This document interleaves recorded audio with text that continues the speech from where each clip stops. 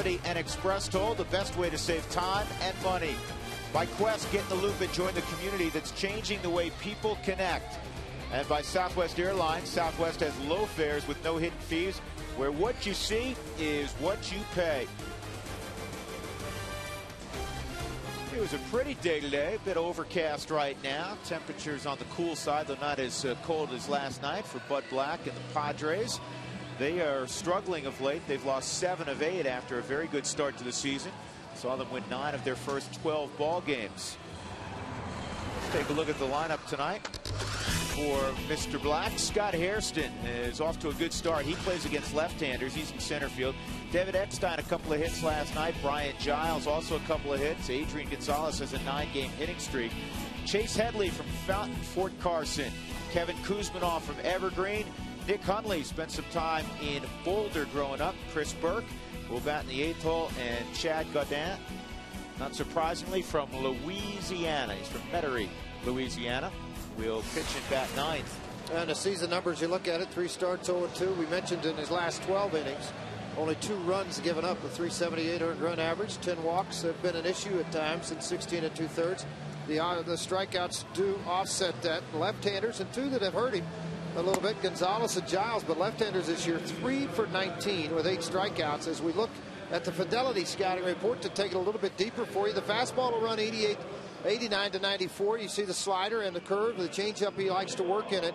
And as you look where he'll work this fastball, he likes to get it in on the right-handed hitters, run it down and away to try to get them on the front side of that front foot. The slider on the back foot, of course, the curveball he'll maintain to the middle or to the outside corner.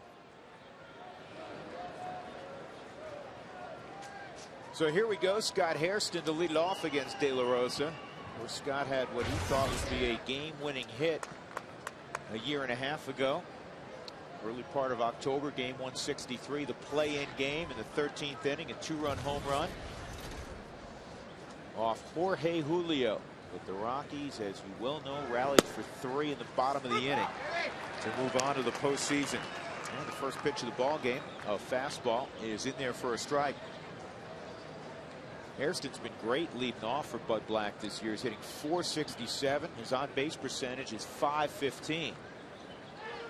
And this is in the air to left field. Seth Smith is there.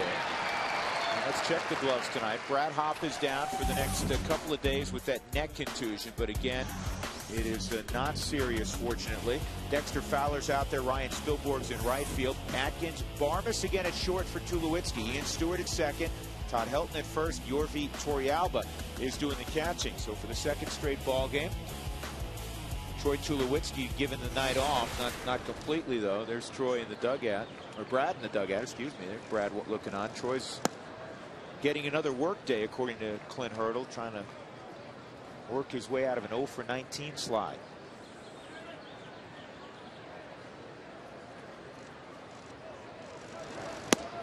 .1-0 is a bit inside to Eckstein. 2-0. Well, Jeff Houston in his perch around the dugout. Jeff, how's the weather? Well, it's very nice because it's above 60 degrees. So I'm down here tonight, not up in the booth with you guys. It's a very pleasant evening, though. I mean, think about earlier this day, driving in, it was very, very windy coming into the ballpark. But since then, the flags are just flying just a little bit. But down here at field level, it's perfect conditions. Well, we're glad that you're comfortable. Here's the 3-0, and that's on the inside corner. Ooh, Eckstein is dispatched to the bat already. We don't want to do that. Though David's such a good guy, I'm sure he wouldn't have hurt Phil Cuzzi's feelings. Well, it depends on how you handle it when you do this. I mean, it's pretty good. The pitch is caught well by Torrealba, and he tosses the bat. Now watch, he's going to start laughing. Okay, I messed up. Now 3-2. It's the young guys that they get really upset at. You get those young guys that roll the eyes and shake off and take their time getting back in the box and all that. Then you're pretty much going to grab some pine. Now, I don't know what he said, but he did tap himself as if to say, my bad there, after the 3-1 pitch was in there for a strike. And it's chopped foul.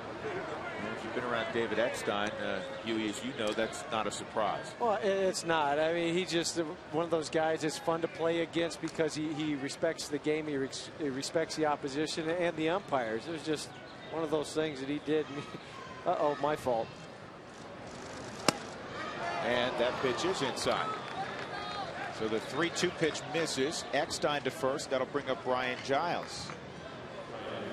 A reminder, tonight is Email the Booth night. Here's how you do it. It's a little different this year. If this is your first Tuesday with us, log on to FSNinsider.com. Go to the Rocky Mountain homepage and click on the Email the Booth link. And we'll get to as many questions as we can. Also, Tracy Ringlesby will be answering some of them online throughout the game. It's brought to you by Office Liquidators and OfficeLiquidators.com. Colorado's largest selection. There's a strike. And lowest prices of office furniture. Brian Giles, a couple of knocks yesterday, moving his average up to 184. He also moved into 5th place on the all-time San Diego Padre hit list with 843. He has seen De La Rosa 5 times in his career. He has 4 hits against Jorge. George was talking about that a few minutes ago during our open. Big swing and a miss. There's that slider, George, you felt he would need to use against the next 2 hitters in particular. Well, I think so, because you eliminate. You can't hang it. You can't leave it to the middle half of the plate. You got to do with what you just did, and that's drive it to the outside corner. More of a sweeping slider, but it had velocity at 85. Adrian Gonzalez next, of course. Here's the 1-2. That's outside. Zipped in there at 94 miles an hour.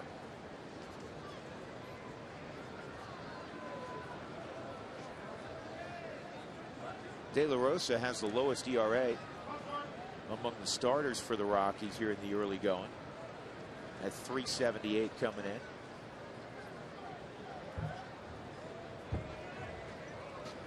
The 28-year-old native of Mexico.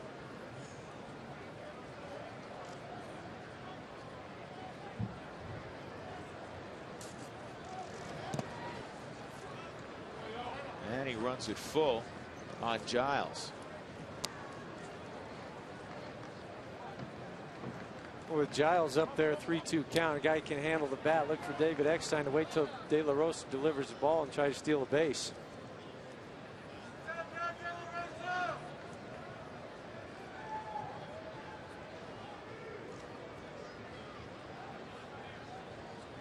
Here's a 3-2. Eckstein got a big jump, and it's in the air to left center field. Smith got a good jump after the baseball, and Eckstein has to return to first. Let's take a look at the Bernardo keys to this ball game. I think De La Rosa has to be one of those that you put out the middle of the bullpen again. De La Rosa, typically through history, will go give you about 6, and so then the middle of that line, middle of the bullpen is going to play a huge role in this, and runs throughout. I mean, just pound so many runs as you can, just to bury people as they have the last couple of days, and have some fun and relax and just swing the bat. It's a little old-fashioned, but see the ball, hit the ball, and have fun doing it. It's worked the last couple of days.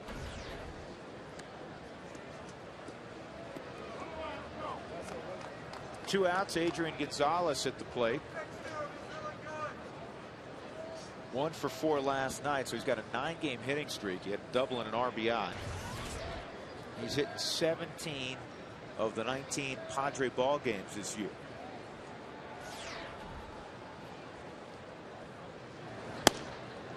That's poured over the outside corner at 93 for a strike.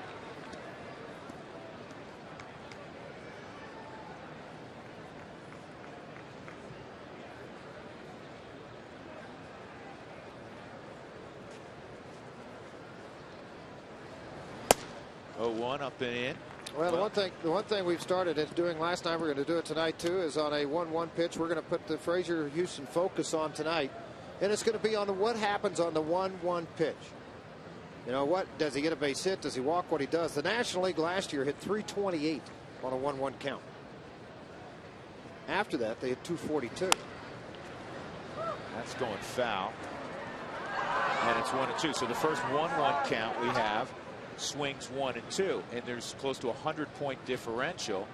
1-2 versus 2-1. Obviously, a 2-1 count is going to favor the hitter. 1-2 heavily favors the pitcher.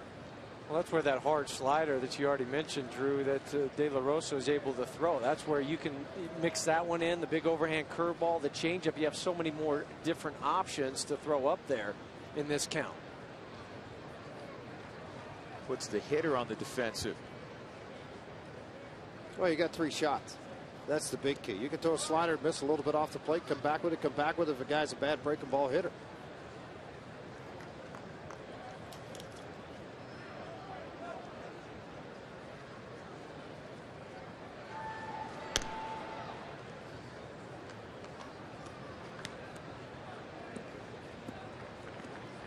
Now our first email of the night, Tony, with all of the Rockies' depth in the outfield, is there any chance that they may trade an outfielder for help on the mound? I don't know about that right now. It's still very early in the season. Eckstein takes off, and this is a towering foul ball down the left field line out of play. And George, the one thing is, you hear more about trades when you get close to the All-Star game, and teams have either established themselves as contenders or perhaps as non-contenders, and then maybe they want to move some money. The one place in this industry that has not changed year to year the last 20-25 years is there's a shortage of quality pitching. Well, there is. There's no question about it. I mean, that's the #1 thing that people go out and try to draft college guys they feel is going to get here fairly quick. They can help their ball club either in the bullpen or in the rotation. But it's still a growing process, and I think that's, again, why you see a lot of guys 3, 4, and 5 that aren't the same as what it was 10, 15 years ago in a rotation. And to further embellish the point George makes, Tony, a lot of times when you get so caught up with your home team, you can, in your mind, make a one-sided trade. Most teams aren't just going to give away a #2 starter for a 4th outfielder. It's not going to happen. You just got to be careful, too, when you start to trade people away. You make sure what you're getting back, something that's really going to benefit you. It's the slider at 85 miles an hour and a punch out to end it. Yeah, well done. As De La Rosa strikes out Adrian Gonzalez. Eckstein left at first. We'll see the Rockies bats after this.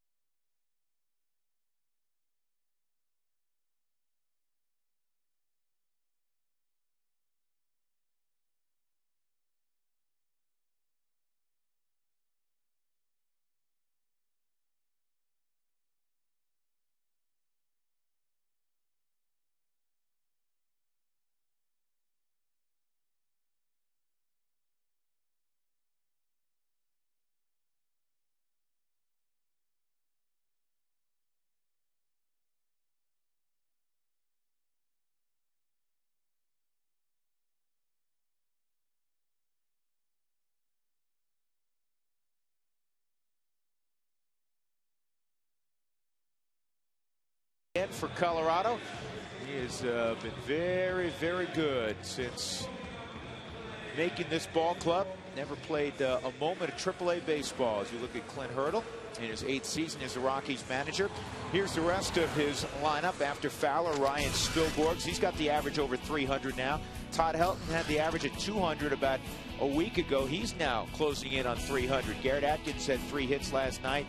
Ian Stewart, 2-run double. Seth Smith, Clint Barmas, your Victorialba, and De La Rosa. And here is Chad Godin. And his first pitch is in there, the former Oakland A. Pitched 2 ball games, George, in AAA to prepare for this, and he was very good. 8 2/3, no runs given up after the release of the Chicago Cubs. Again, he's a guy that's going to run the sinker down and away. He'll throw a sweeping slider. He's got a split. We'll get more into that in a minute. He's pitched in 185 major league games, 50 starts. So he's done a little bit of both. 34 starts in 07 with Oakland. He won 11 ball games in 07. He cleaned up that beard you like so much. Yeah, he did. I don't know. I kind of like that thing. I like the length of it. Strike three. That was a delayed strike three by Phil Cuzzy. Looked like a pretty good pitch. A little bit of a riding fastball that just got up out of the strike zone. As we look at the Fidelity scouting report on him, his fastball will be 88-92 with some sink to it. And he'll work it just like we watched up here as he struck out Dexter Fowler. The slider, the split finger, time to the plate. That's the important thing after what you watched last night. 1.082, 1.14. Very quick to the plate. A year ago, 9-5 with a mix between the Oakland A's and the Chicago Cubs. And the 26-year-old misses inside on Ryan Spilborghs. Spilly in the ball game last night was 2 for 4. Hit his first home run of the year on Sunday against the Dodgers. Leads the club with 20 hits. And this is sharply hit right at Eckstein. And David will recover and throw out Spilborghs, 2 outs. Fans, feed your Rockies fever at Taco Bell. And I hope you have the last couple of days. If the Rockies do what they've been doing, score 7 or more, you can go to Taco Bell tomorrow between 4 and 6 in the afternoon. And with the purchase of a drink, you get 4 tacos for $1. Tremendous deal. Todd Helton.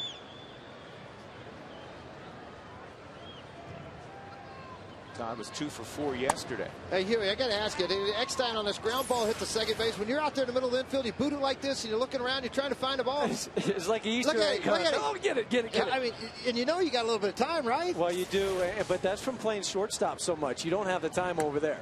You know, I know he played college ball as a second baseman and then moved over to shortstop, but you get it in your mind after playing shortstop for so long, you don't have the time to sit there and bobble it and still throw the guy out at first, especially with an arm like Eckstein. But at second base, you have a little bit more breathing room. And that's where you usually hear him start yelling out of the dugout, stick a fork in it. Yeah, because you're following it around, hoping you can finally pick it up. It's like a hot potato, man. You're chasing it everywhere. Well, you know, I laugh about it, but it's not funny when it's happening. It's like, uh-oh, everything's spinning so fast. Here's a 3-0 on Helton. That's in there for a strike. Well, one of the reasons that Eckstein signed with San Diego is his relationship with Bud Black. When Bud was working for Mike Scioscia and the Angels for 5 years, they overlapped.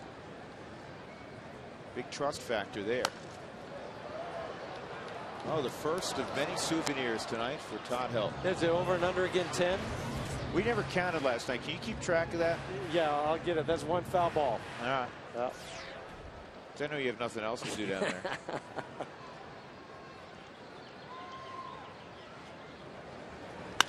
And that will be Huey. Mark down another one. I got it down 2 now. Got it? Yep. If you run out of ink, we'll send you another pen. Okay.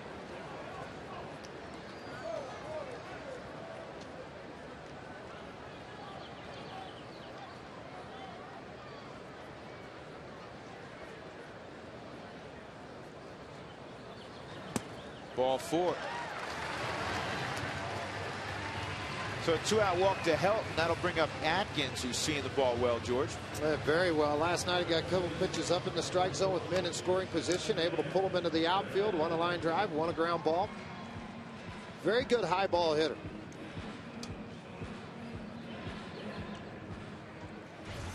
Last 4 ball games, 6 for 16, 375 average, 5 RBIs. Garrett has 3 home runs, all here at Coors Field. Jeff, let me ask you quickly, when you've got a guy on the mound that you haven't played behind, so you don't know the reaction of the sinker, the slider, do you try to play straight up defense, or where do you try to position? Yeah, straight up, unless there's an absolute glaring thing you see on the scouting report, but you have to play straight up because you don't know if the ball's going to move, sink, tail, what exactly. Even that hard slider right there, you sit there and you say, okay, I got to play straight up for at least a couple innings to try to figure out, is he going to go inside? Does the ball sink back? Does it cut away from him? So then I can start to get the read as an infielder what I need to do. Now, plus the guy sitting behind the plate's got a little bit of a hard read too of what the ball's going to react to. You try to catch a bullpen before this start. So he backed off that slider a little bit. I say backed off. So the one previous had been up to the low 80s. It was 79 on that pitch. I think that's a little bit of American League type way to do things. You fell behind 2-0. Now all of a sudden you snap another slider off when you're behind in the count. And to me, George, you're right. That's the difference in the leagues with the DH. in the American League. You got that extra hitter in there, so you're not afraid to maybe go to the next guy. But it's pitching backwards more over there. Meaning you go to when you're behind in the count, you go to the soft stuff. Well, but you know what? And again, for me, regardless of what league you're in, you don't see a lot of guys do it because they don't have the confidence to spin a ball in a striking zone, in a strike zone, more consistently. Yep. But if you can pitch backwards and throw strikes, it makes that 88 to 90 fastball look a whole lot quicker.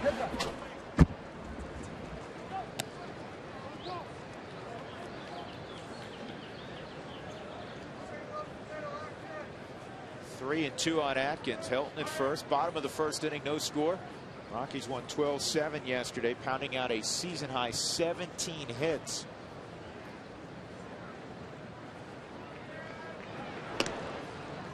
Todd hasn't gotten this much attention since his days as a volunteer. I'm trying to think, why is he thrown over here two times now? And I know it's full count, 2 outs, going to be taken off, but just go to the plate. I think more than anything, he just doesn't want the ball to get into the gap on him and have him score. So that's why they're trying to tighten him up a little bit. Oh, that's fan interference. Sure is. Yeah, Leaned over, he's that's out. an out. You bet. That's an out. Kuzminoff would have had a play on it. So Garrett Atkins is gone. The Rockies are done in their half of the first inning.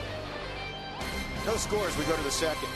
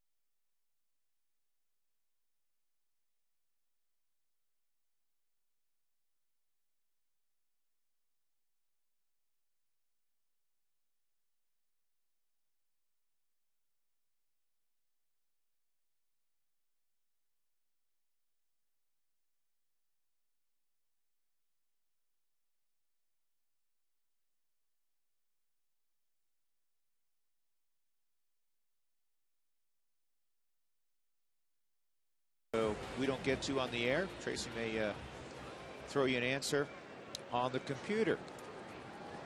And we have a question from Ron.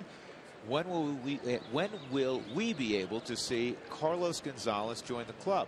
Well, Carlos is doing nicely in Colorado Springs. He's hitting 280. His on base percentage is at 380. Couple home runs, 20 RBIs. Among the league leaders in RBIs, fourth in the PCL. He's leading the Sky Sox. But right now, I mean, who would you sit out? Smith as an extra outfielder. Initially, he was playing left field, but Fowler's forced his way into the everyday lineup. Spilborg's been pushed to left. Spilborg's off to a terrific start, and Fowler as well. Seth Smith, over his last 9 games, is 8 for 17. Brad Hopp's not going anywhere. And I think they want to make sure they want to see Gonzalez continue to develop offensively. And you also, George, have a guy named Matt Merton who's doing splendidly well. So they have some depth. He's hitting 411. That's pretty splendid. 411's pretty good with 4 home runs and 19 RBIs right now sitting down there. Yep. The Merton's tearing the cover off the baseball. You know, one of the things that impressed me about Merton's stats, I haven't checked in the last couple of days, but Matt had only 1 strikeout through his first 55 at bats this year. And now he's up to a whopping 4 in 73 at bats. pretty good, huh, Huey? Well, it is, and that's just really, other than the little stretch he had in the big leagues the last year and a half, that's the way his minor league stats have been. Not a big strikeout guy, but able to put the ball in play. 0-2's high, 1-2. You guys overlapped when you were an instructor with the Cubs? Exactly. He came over in the trade with Nomar Garciaparra, a former first-round pick of the Boston Red Sox, and did really, really well over there before he was involved in the trade. On the ground, Ian Stewart. Chase Headley is retired. Let's send it down to Mark Stout with tonight's Mike Shaw Auto Update. All right, guys, I'm out here in center field. Got a good look at Dexter Fowler. Behind the batting cage during Padres BP, I had a conversation with David Eckstein and Chris Burke about the fastest players they've seen. They were impressed with Fowler. Burke said it was Willie Taveras, who he played with when Willie was a rookie with the Astros. You remember Willie had that long hitting streak. He said he was explosive then. He's had some injuries, and the former Rocky now with the Reds. Eckstein had a little bit of a different take, and he said the fastest guys I've seen, and he didn't talk about stealing bases. He talked about running the bases. Two names, he said, Ichiro, first to home, and then he said Larry Walker. Nobody was better first to third. Guys? I'd agree with Walker and Ichiro. They were two of the fastest guys. When you get them moving on a base pass, they could turn up some real estate in a hurry. Larry told this story frequently. He was a guy that didn't know a lot about the game. He just was tremendously gifted. So when he got to the minor leagues, I mean, he listened and soaked everything in. And he believes that's one of the reasons he became such a premier base runner, in addition, obviously, to being one of the best hitters in the game and best right fielders in the game during his tenure in the big leagues. Kevin Kuzminoff is behind 1-2.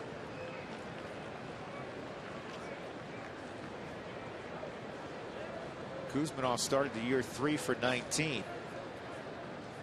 Since that time, he's picked it up quite a bit. 17 for his last 55. Here's the 1-2 on Kuzminoff. Got him on a changeup. Pretty pitch. That's strikeout number 2 for De La Rosa. So the bottom drops off of this pitch. It's thrown beautifully. The old wind to shade change where you get out front and you really pull with that hand down. It's closer to the body and a little tighter, stiffer wrist, and you create movement on the baseball. Looks like a parachute when it comes in there. Well, it looks like a fastball to a hitter until it does hit that parachute, hit that wall. It's all about arm speed. You can maintain the same body and arm language, and particularly the body, with the arm coming through at the same speed. Very deceptive to a hitter. Nick Hundley takes down low, 1-0.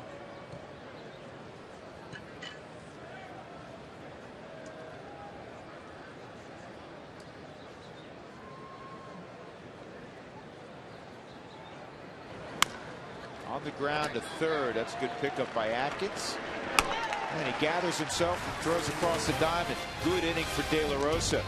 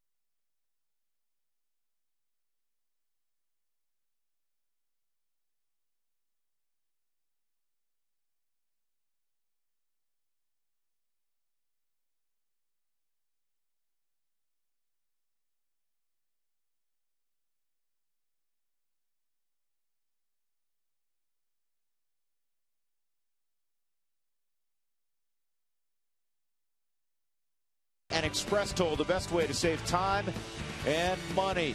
Tomorrow afternoon, the Rockies and Padres, and then Thursday night, the Rockies will head to San Francisco, 3-game set there, and then just a 2-game set back in San Diego. And then the Rockies are home, so a 5-game road trip. Ian Stewart will lead it off in the bottom of the second inning. No score. Chad Godin. And Stewart takes one at the knees for a strike. 89-mile-an-hour heater. Well, the last 2 ball games, Drew, the ball club has hit the ball so well. A 4.06 clip. That's moved him up to 9th in the National League, 258. St. Louis leads it at 296. Arizona last at 226. Struggling mightily in Arizona. Well, the Rockies are picking up the offense. What has to start shrinking is their ERA. They're 15th of 16 teams in the National League. Their ERA is over 5.5. This ball is golfed to deep right field down the line, and it is a foul ball.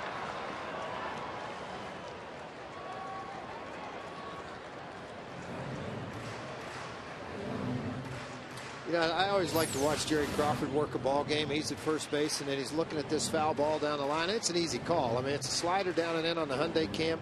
That time, I'm going to tell you what, Stewart opened up beautifully on the ball. Just didn't hunt it out far enough to keep it from hooking by about 1.5 feet. And now watch Jerry Crawford. He's watching. Okay, I got the flight on this thing. Well, he gets a little whirly. I mean, he kind of gives like a home run deal and then goes foul. That thing was hit so hard, Giles never really moved. And the ball, it was foul. Ricocheted right to him. But part of the reason, Drew, down here, it didn't sound like he got all of it. That's just how strong Ian Stewart is. It didn't have that crisp sound that we're used to hearing when a ball is hit and goes that far.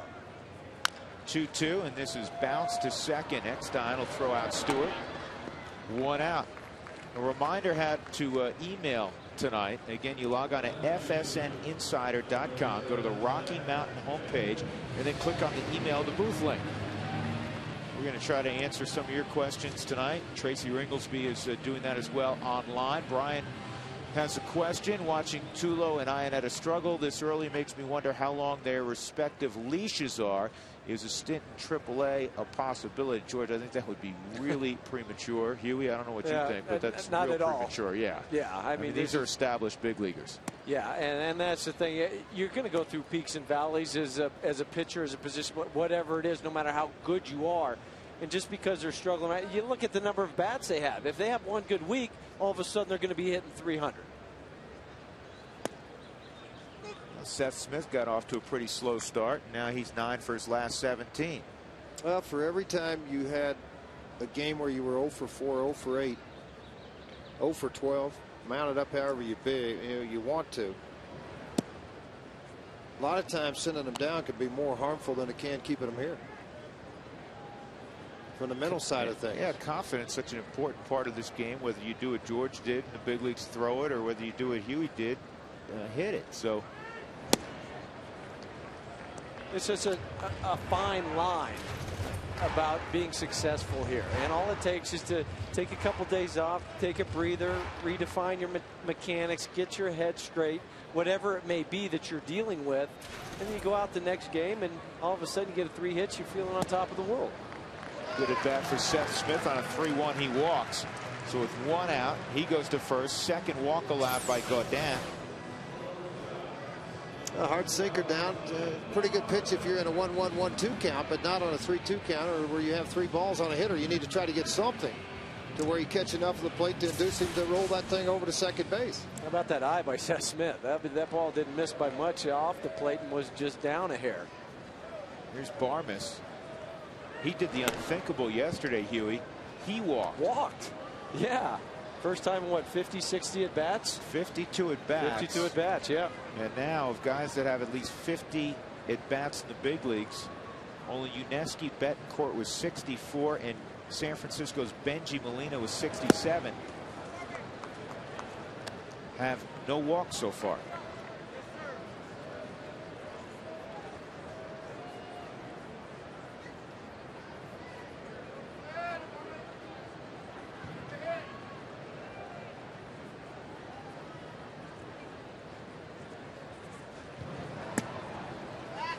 2-0.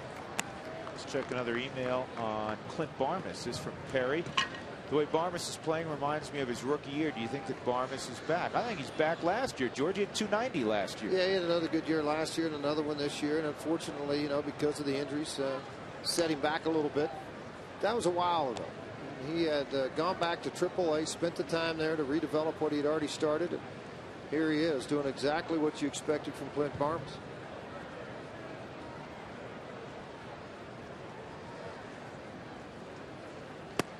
That's in there for a strike. Now, Huey, I know the times are quick for Godin, but hit and run here with Barmas and Smith, who runs a little better than average. Exactly. That's what you have to do. And George, you were right on. That last pitch was 1.15 seconds. The one before that was 1.08. That's too quick to try to steal a base. So the only way you're going to start to manufacture is hit and run. Smith not going, and the pitch is low, and he did get a breaking pitch. If that's where they decided to try to put something on there, though, it would have been tough for Barmas to get that one in play. Well, that's the hard part about it. I mean, when you're pitching, when you're hitting against a former American League guy, a lot of times they pitch backwards.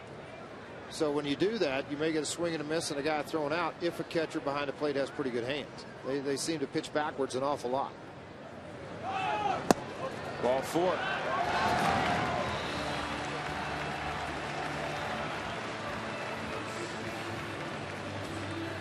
Two nights in a row, Barmas has walked, and now they're 2 out for Torrealba. Darren Balsley will come out. Bud Black said prior to that, prior to the game today, he talked about the fact that last night was a Coors Field type game, 11-7. But he said, as a team, they walked way too many players to have success at the big league level, and the 2 walks here may lead into something with Torrealba coming to the plate. Yeah, they walked 7 in the game last night. Windshield chipped or cracked, don't wait. Call Colorado's #1 team, Elite Safelite Auto Glass, 303-287-5000, or visit safelite.com. This is the 6th start of the year for Torrealba.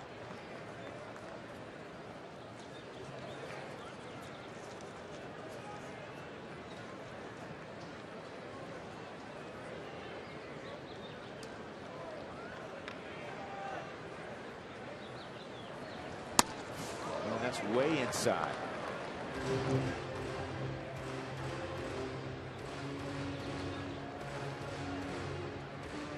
Rockies had some interest in Chad Godin late in spring training when it looked like he was iffy to make the Cubs. 1 ball, 1 strike. Well, he's a guy that's won some games at the big league level. That's one thing you look at. 28 games, 28 wins, 25 losses. The earned run average has been decent, and I think you start to look as a guy that you could add to your roster, to your rotation. It could be a swing guy because he's worked an awful lot out of the bullpen, as well as started ball games.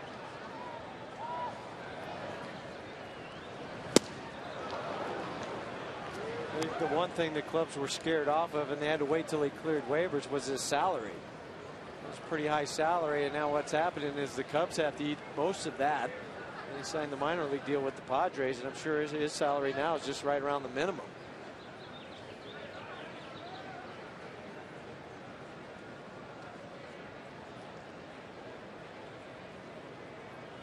One and 2 on Torrealba. Slider hit off the very end of the bat. Now, a 1-2 count. The Lakes hit 173 last year. On a 2-1 count, 342. He's got him in a 1-2 count right now. Torrealba's last start was Saturday against the Dodgers.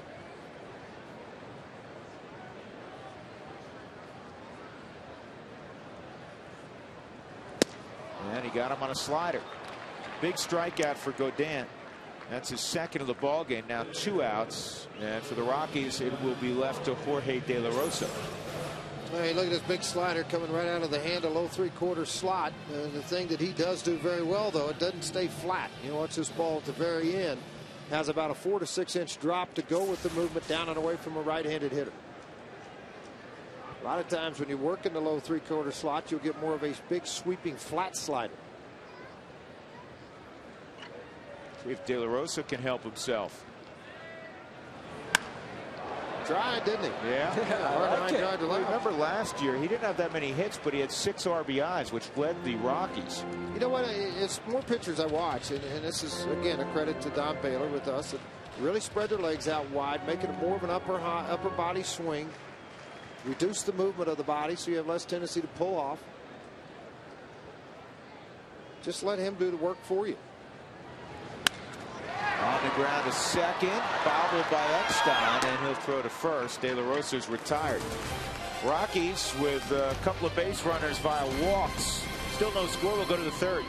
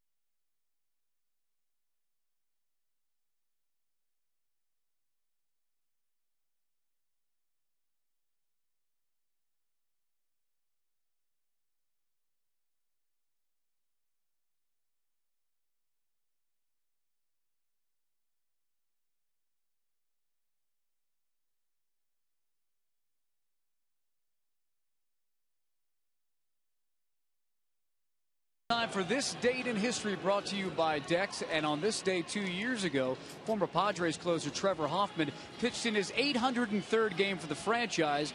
He broke the record of both Walter Johnson and Elroy Face for most games pitched for a single franchise. He went on to pitch over 900 for the Padres. Of course, now he's with the Milwaukee Brewers. And if you're wondering about Trevor, he was on the DL, activated on Sunday, pitched a scoreless inning for Milwaukee yesterday. And we shall see how he'll do as the closer for the Brewers with that new deal. But he set that record as I stand over the Padres bullpen a couple of years ago. Drew? Well, I hope it works out. Nobody works harder than Trevor Hoffman. He's had a marvelous career. It will be strange when we do see him out of that San Diego uniform. Here's Chris Burke, and he takes down low. Chris out of Knoxville, Tennessee. Know somebody else in the game from Knoxville. In fact, Chris went on to the University of Tennessee, where he was an All-American. He had 404 in his career for the Volunteers and broke a lot of Helton's records offensively. And he has the first hit for either team tonight. Now he can visit with, I'm sure, a guy he idolized growing up, Todd Helton. And a first hit for him on the season, 2009, too. A hard base hit up the middle, out of the reach of mark. Very quickly, I want to tell you, come out to Coors Field. If you'd like to take a tour of this ball yard, you can do it. Go to places you normally would never get to go, to the dugouts, the visitors clubhouse, all the places, the press box where Drew and I hang out. 303 Rockies to reserve your tour. Godin takes ball one. 2 base runners now for San Diego. Eckstein walked in the first inning with 1 out. The Rockies have had 3 base runners, 3 walks from this man, Chad Godin.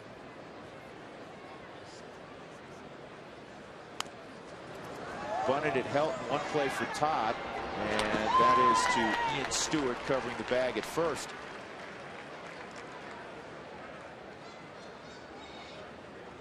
Godin there, George, like an artist, laying that bunt down. Perfect. A perfect bunt. I had to work that in. I know. I figured you were going to.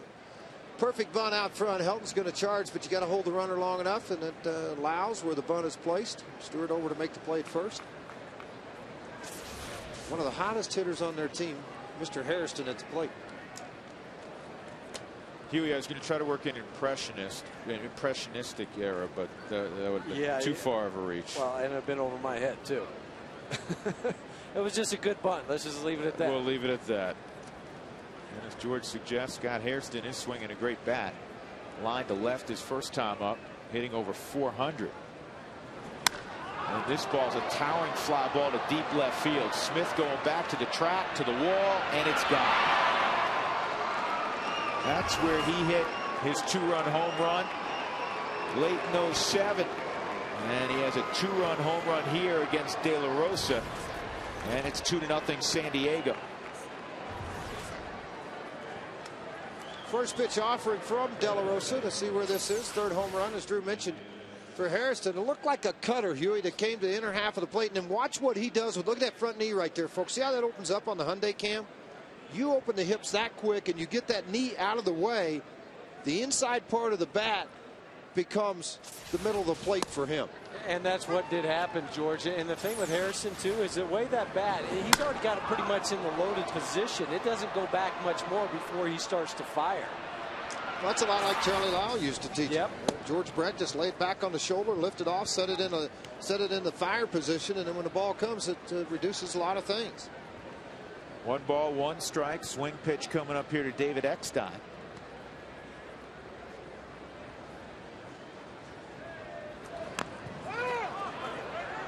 Trying to bunt his way on. He was in the box when it hit him. It's 1-2.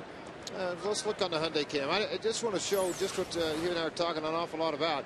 As this ball comes into the zone. Now this ball's going to cut into this area here, folks. Now watch this knee, watch the hip, and look at the shoulder. See, everything is already opened up. Here comes the ball basically to the inner half of the plate. See how long that bat stayed in the zone, too. Oh, yeah. Deep short. Farmas, nice pickup, and the throw to first. Handled by Helton. Well done on both ends. I had a great view of that down here, guys. What a pick from Todd Helton. Hey, Huey, who was the best first baseman you had a little fun with that you could do this knowing if it was a little off, you could get rid of it quick? Mark Grace. I mean, very similar, both left-handed. You knew if you got it over there in the neighborhood. Clint goes back and then has to, realizing that Eckstein's running, get rid of it real quick.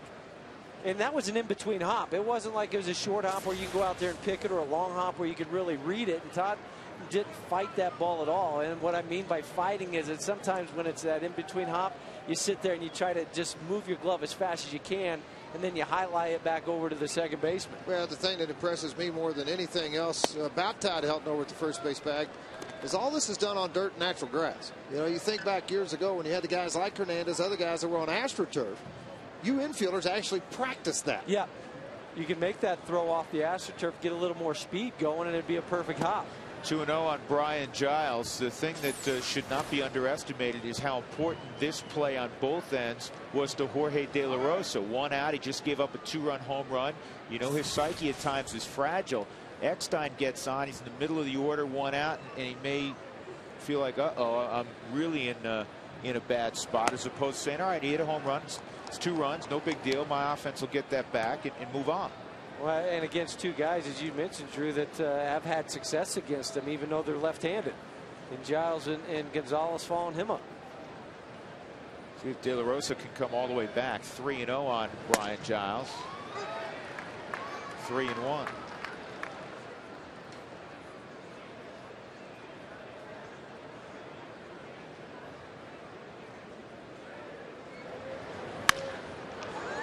Hard smash right to Barnes, and he throws to Helton. Much easier play for Todd that time. In the inning, there was a hit by Chris Burke and a home run to left center by Scott Hairston. 2-0 Padres.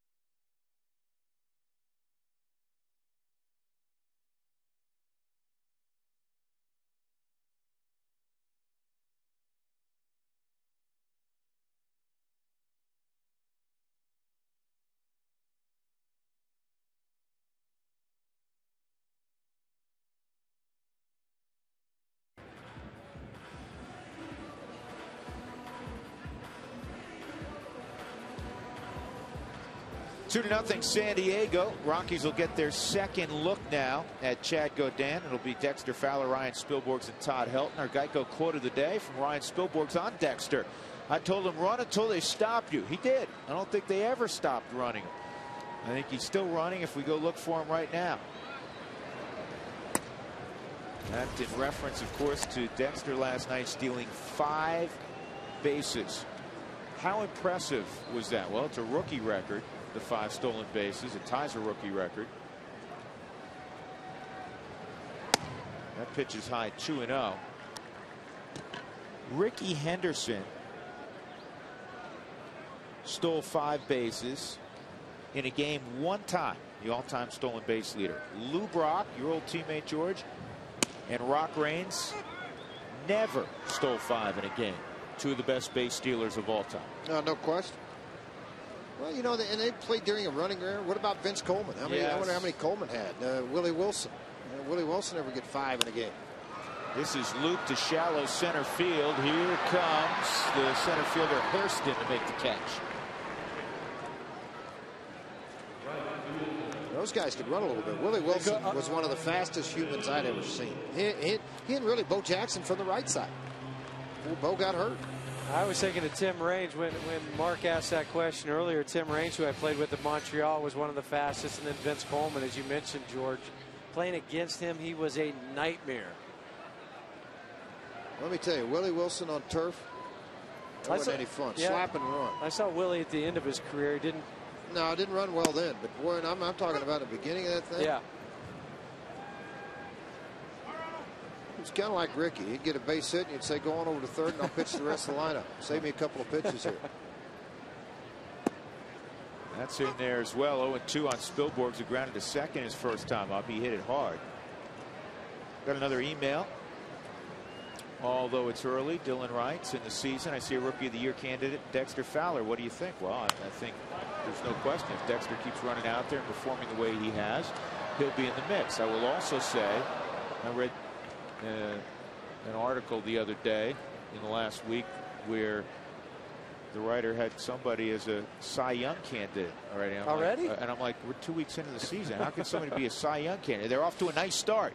Dexter's off to a really nice start. He's got a ton of ability, and I hope you're right, Dylan, that in August we're talking about him as a Rookie of the Year candidate. But right now, let's let him play. Well, I think the one thing with Dexter that, and he'll make those adjustments. He's that kind of a player. The second time through the league, you've seen it with a number of guys. It's the second time they get pitched differently, they get played differently. Well, what's the first thing they're going to do as a rookie? They're going to see, first of all, can you handle that fastball inside? Okay, you can do that. Then they're going to go to the break. But next thing you know, everybody gets a book on everybody else, and who makes the adjustment the quickest? Here's the 2-2, 3-2.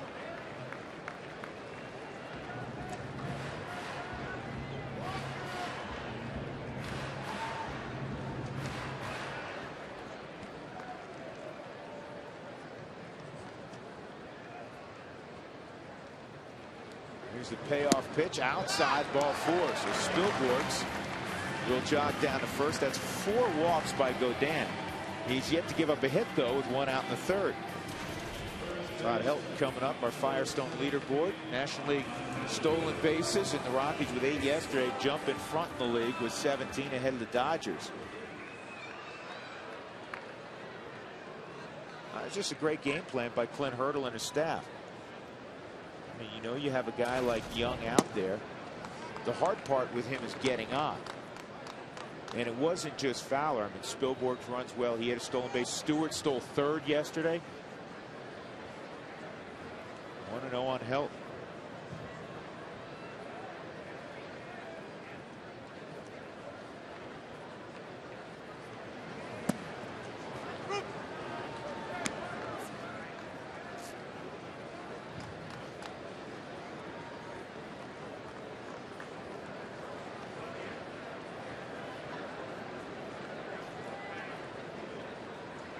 Got a couple of hits yesterday. Now 27 hits shy of 2,000. He's also 27 doubles shy of 500.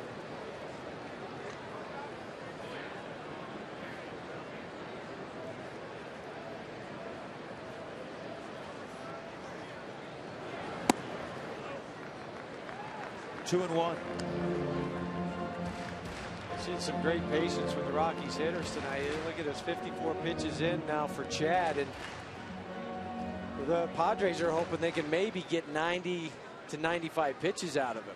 No, they've extended those 2 starts down there. I mean, it's they feel that they're in a pretty good position to get that. Slider at 79 on the outer half of the plate. Tom's just waiting for his pitch. He didn't like the 2 strikes he saw, so it's 2-2.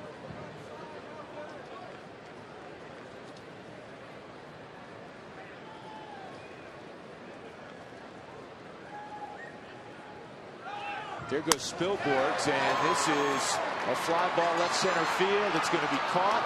Now Spilborghs is going to be beat at first. He was all the way around second and a good portion of the way to third when that ball was caught in left field by Chase Headley.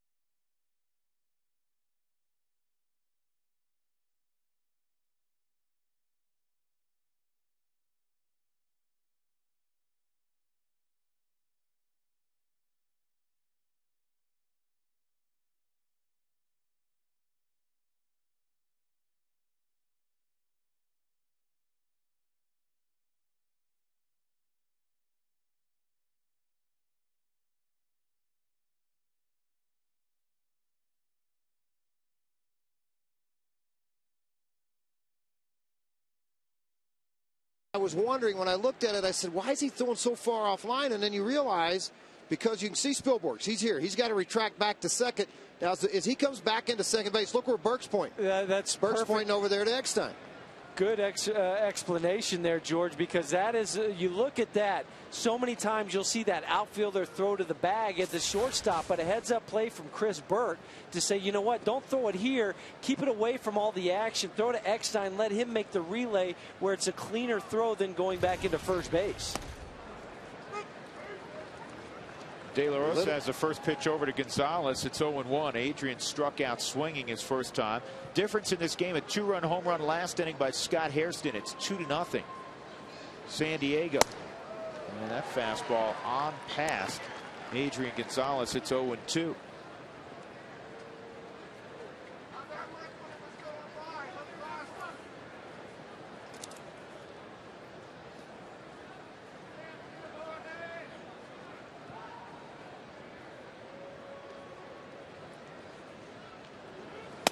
And again, he strikes him out with high heat. On an 0-2 count, looking for a breaking ball, maybe out of the strike zone to take it away from him, and does just the opposite of that.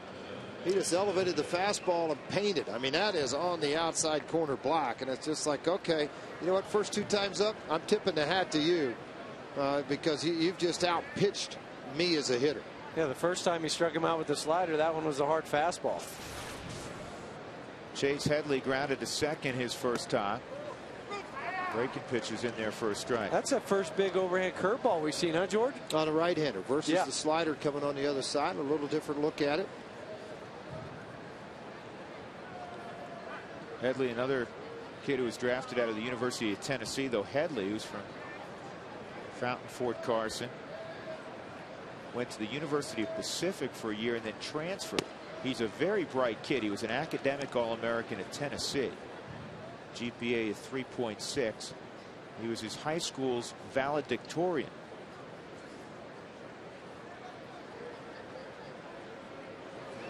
Down low, 2-1.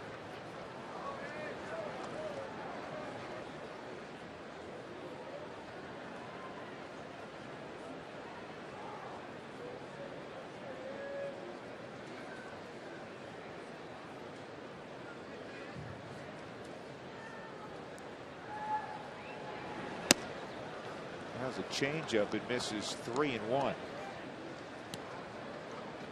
One walk allowed by De La Rosa as he works here in the 4th inning.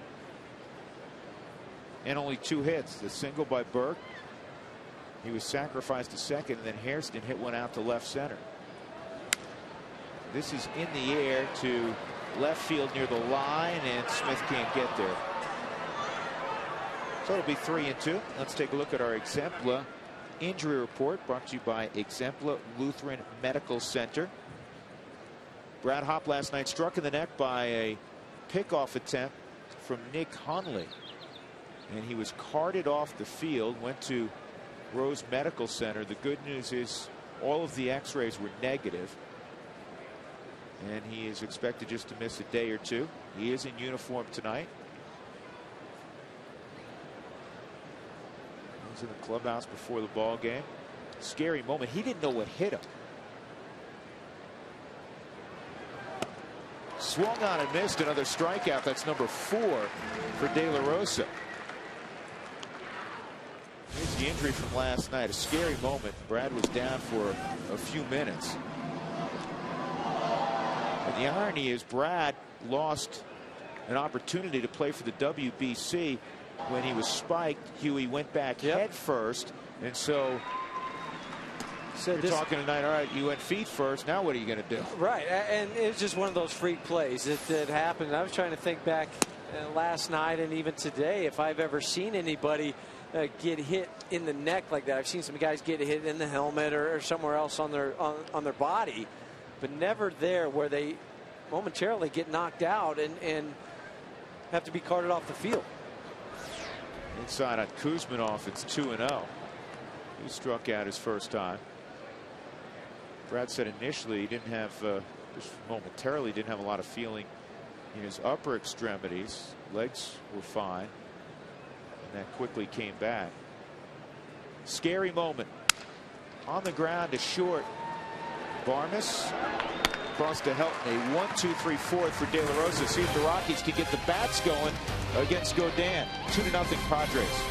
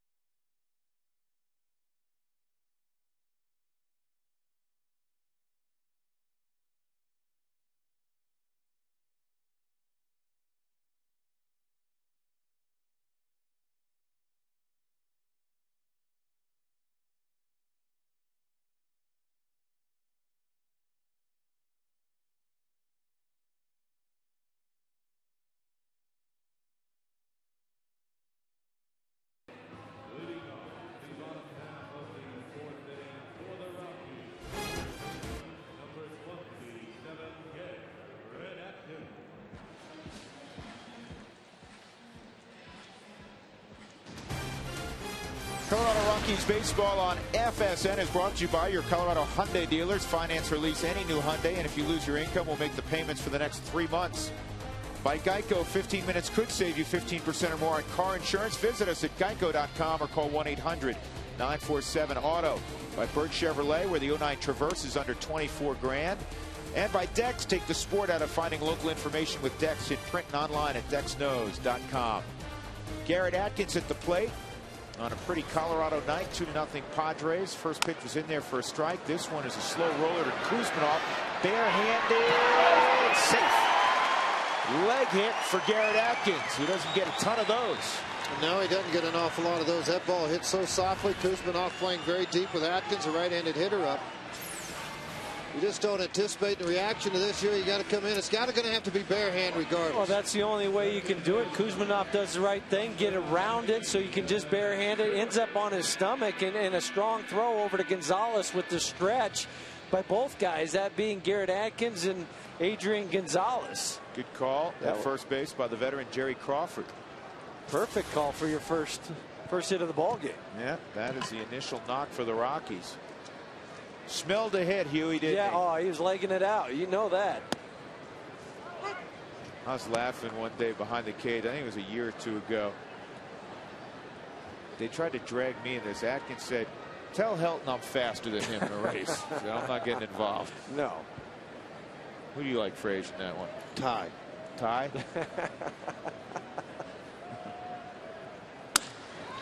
This is slowly hit at Gonzalez. There's one. The return throw is not in time. Godin did a good job getting over there in coverage. You know, I like the way Gonzalez just receives the ball in the exchange, and everything's so smooth. It's like he's playing catch in the backyard, and it's right on target to his shortstop. He had a good one last night. They were able to flip it. And then again this here, he charged in on the baseball very calmly with a snap throw on the inside of the bag to clear everything. And think about this, too, though. I mean, Godin got over there nice, and Burke and he had not worked together, you know, on that particular play. 3-6-1. Well, it's the time you do that down in the spring training, those PFPs, but first time you do it is at the big league level. Seth Smith takes a strike. Smith worked out a walk his first time up. Rockies have 5 base runners, 4 walks in the infield hit by Atkins, so Godin has thrown the ball well. You know, it's funny when you talked about the PFP drills and everything else. I remember Frank Howard standing in the middle of the field. Here's a guy, big guy, obviously, standing in the middle of the field, and he told all the middle infielders, when that first baseman throws the baseball, that a nice piece of hit there, inside out, and the ball down and in on him at 89, and just snap it into left field. But he used to say to the middle infield, you throw it over the bag. If the pitcher's not there, I'll visit with him when he gets to the dugout. And that's what you're taught. Trust me, I was there. Yeah. I didn't want to visit with Frank Howard. I don't think anybody did. No. First and second for Clint Barmas. Let's get our Affleck trivia question with Mark Stout. Mark? Here you go, Drew. The question of the night. Adrian Gonzalez of the Padres won his first Gold Glove last year. He was the Gold Glove first baseman. Todd Helton has won 3. Who has won the most Gold Gloves at first base? Think about that. We'll get you the answer coming up. Swung on a miss by Barmas. Mark, is he a guy that we just saw recently? That guy is up there, but that guy is not the answer. So it's that guy, It's that guy. It's not Did he that wear guy. number? Did that guy wear number 17? I don't think so. Stumped him. That guy was really good too, wasn't he, Huey? Yes, the guy he- that wore 17. I tell you what, real good. I'm done with that guy thing. Slider One ball and away, 2 strikes. slider away, and then all of a sudden you get a guy diving a little bit like the way Barmas normally does. He ran it, but he ran it in far enough, couldn't get his hands to it quick enough.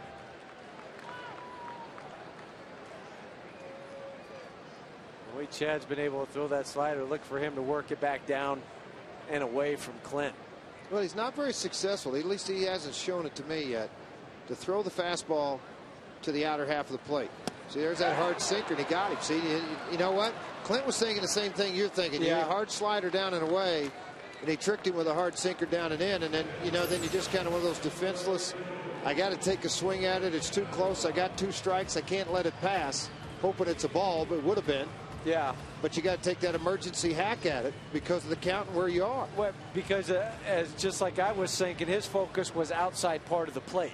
That I'm going to make sure I cover away and then react in. But the difference was he was looking for slider away and he got the fastball down and in. Yorvin Torrealba with 2 outs and 2 on. Torrealba struck out with 2 on in the 2nd inning. The big numbers for me. Gaudin's .259 average with runners in scoring position with 2 outs, 189. That's career numbers. It's not this year. That's not last year. That's career numbers. That tells you he makes pitches with men in scoring position and has typically keeps your club in it. Doesn't stay away from a lot of big innings. And righties, he's tough on. .256 career average against righties. Lefties are above .290.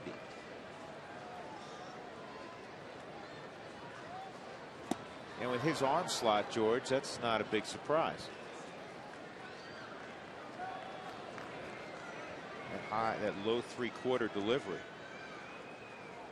It makes it especially tough on the right-handers. I mean, here's a guy 26 years old, already has 4 years in the big league. So the reason why he's pitched as long as he has at such a young age. And once again, he strikes out Torrealba with a slider. Rockies had their first couple of hits. They leave 2 aboard through 4 innings. It's 2-0 San Diego.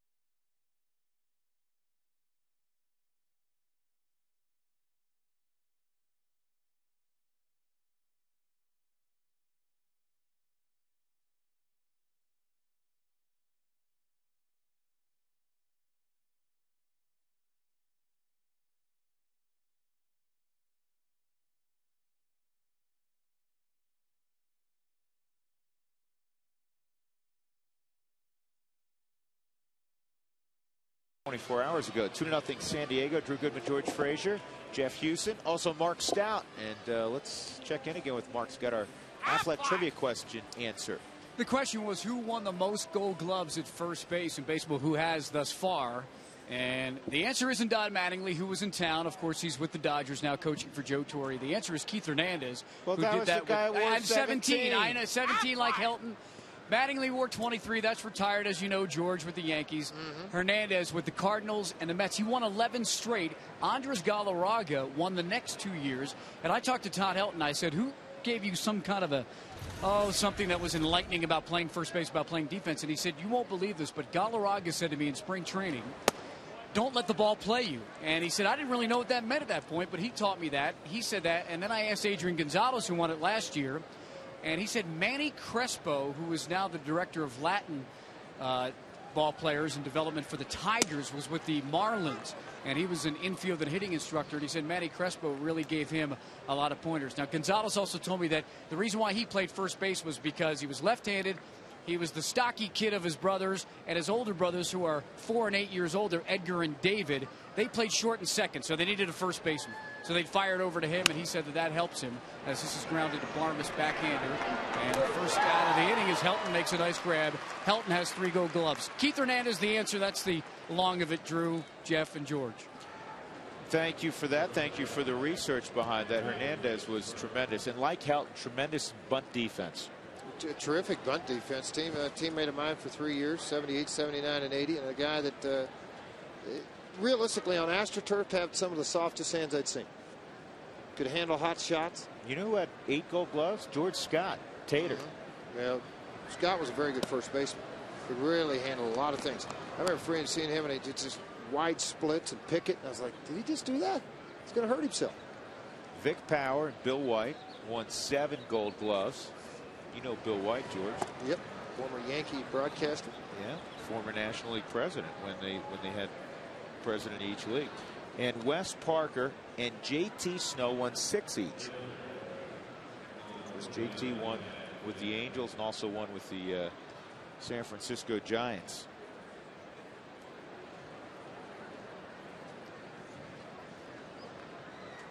Burke to first.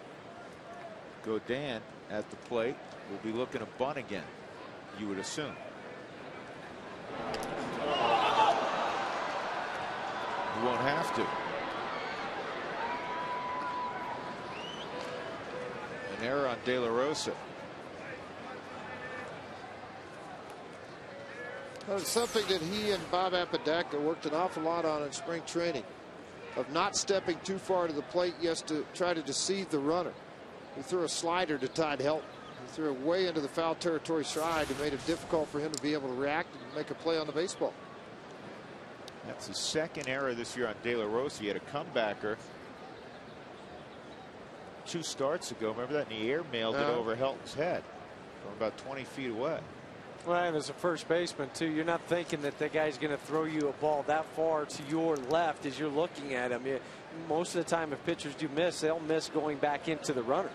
Well, not only that, they throw you that 95-mile-an-hour slider, too. That's fine. Or a hard sinker. Yep.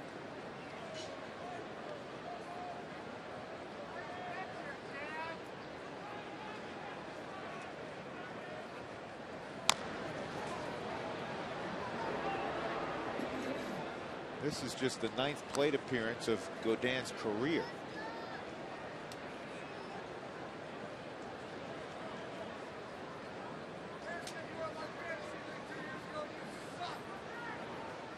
(2-0) San Diego. 2 hits for each team.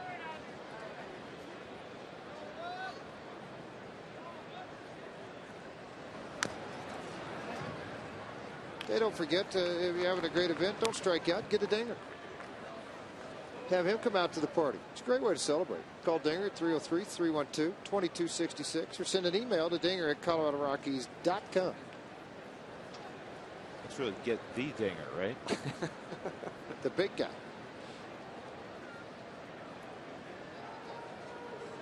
Two-strike count on Godin.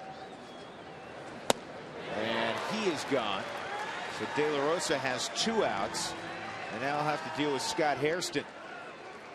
Take a look at another email. It's from Nancy. George, did you ever balk on the mound? Can you explain exactly what a balk is? And well, some umpires call it more than others. Well, you know what I tell you, I think honestly that they do call it when it is a balk. They very rarely miss the balk. But anytime you take a motion to start to go to the plate, stop, hesitate, that's one way you can have a balk called.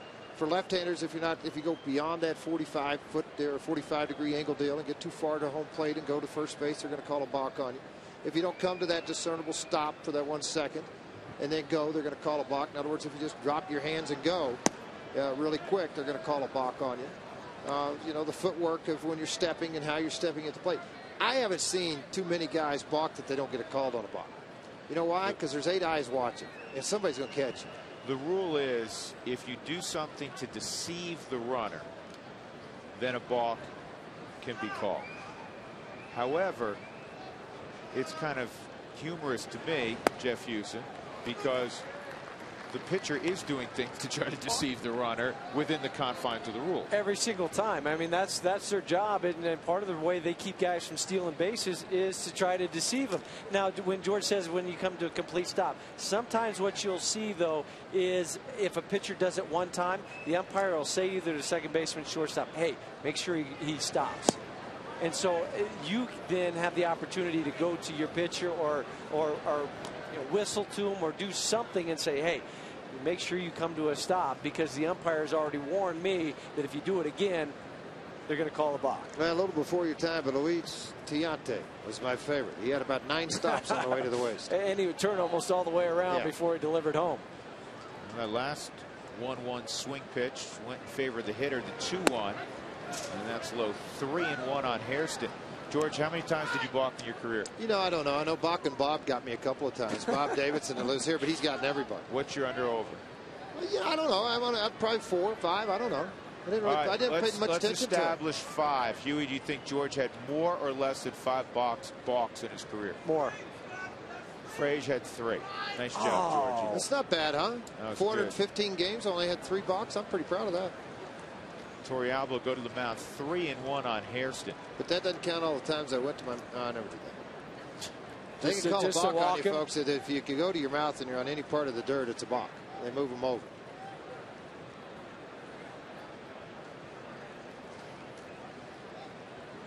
De La Rosa realizes this is a big out. He's got a runner in scoring position. So far, Godin has been very good in the game. The Rockies without a run. Well, you're down 2. Do you look at the situation you and say, all right, this guy hit a home run off of me on a fastball middle half inch? Change up. Well, yeah, or do I want to go something in the dirt and take my chances with Eckstein? He went slider, and that's at the knees. Good call, Huey. Well, I'm not going to let him beat me with the fastball. Well, my point is, you're not going to let him beat you either way. You don't go, I'm going to snap a hook off. If it's ball 4, it's ball 4. I'll take my shot at Eckstein with it. Right. This is one of the hottest hitters. He's hitting over 400 in their lineup. Well, I throw it again. And like you say, so what if you bounce it and something happens? I'm not going to let him get extended. 3-2 on Hairston. It's fouled off at the plate. Well, on the Hyundai cam, you get a pretty good look at this slider again, trying to snap it and get it down under the bat.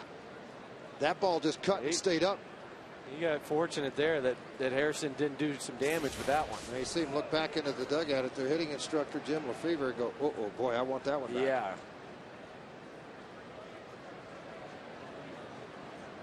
Here's the 3-2 again, and he buried the slider in the dirt, blocked by Torrealba.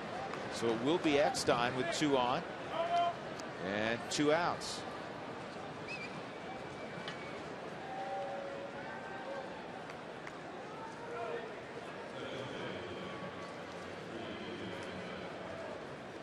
You know, we don't get to see Scott Hairston every day. And maybe it's our imagination that he always does a lot of damage against the Rockies. But he could be a tough guy to keep out of the lineup on a regular basis, wouldn't he, Jeff? Yeah. Well, he is, because he can do so many things. He's particularly dangerous against left-handed hitters. I think or pitchers, excuse me, a little more susceptible to the righties. But he's got good speed, can play some different positions, played infield in college, moved him to the outfield. So he's really a jack of all trades. Runner going and stealing third base is Chris Burke. Well, Burke's been out there kind of dancing around this whole time he's been out at second base. And now Yorvert's going to have to say, with Hairston over at first base, he got first and third, I got to let everybody know where you're going to throw the ball. But he was dancing out there and really looking like, hey, I want to try to steal the base. And Jorge that time did not even look at him, and Yorvert did the wise thing, and so did Garrett Atkins, by not even moving out of position and go ahead and let him take it. And Burke has to absolutely be sure he's going to be safe. Eckstein shattered his bat, I believe. Drew, what increased the lead also is the fact that your middle infield was so spread wide that there was nobody holding them on. I mean, a 25-foot lead to begin with. Because nobody's holding on, which a lot of teams are doing now. You get 2 outs in an inning, they'll spread out, stay and hold your defense defensively versus trying to open up anything. I mean, you see how wide this thing is. I mean, there is a huge distance to get back to the bag for him. It made it so much easier to go steal a base in that instant. And you say, why steal a base with 2 outs? You got good speed, get 2-hole hitter up, base hit, you're going to score anyway. Bank on the fact that if they're going to give it to you, take it. If they throw a wild pitch, ball in the dirt, you might steal another run.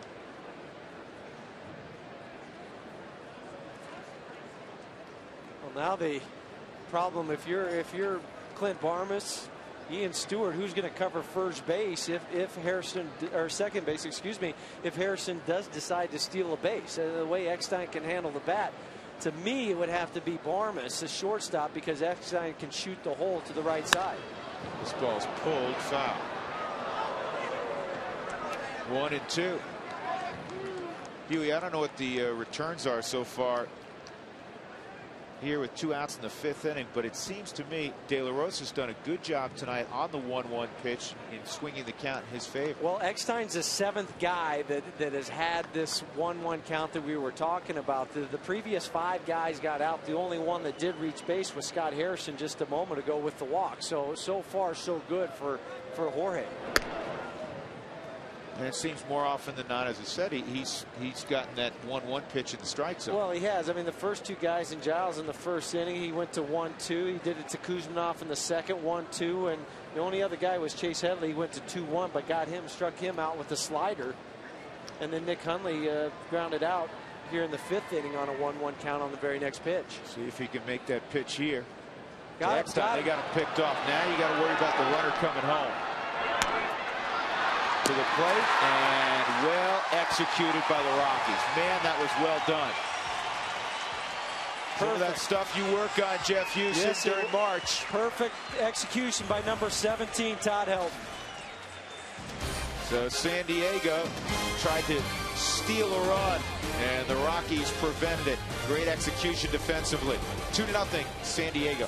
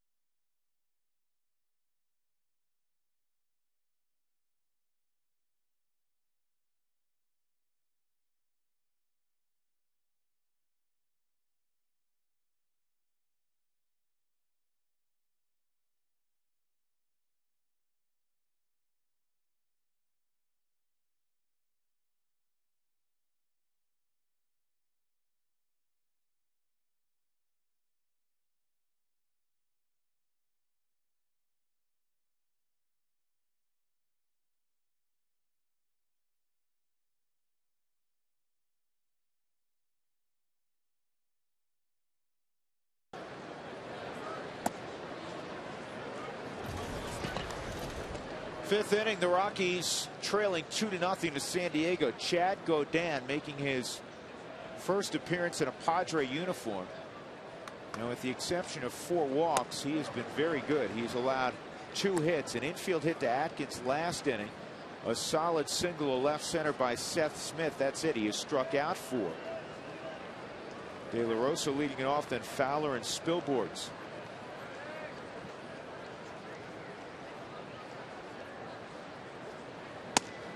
That's up high. Called it a strike. It was one of those phantom things again. Yeah, he called it a strike. He's got to hang with him. He's starting to hang around McClellan a little bit. That was the tape delayed called strike. We moved to further action, and that actually was a strike. 2-2. It was a strike because he's a pitcher.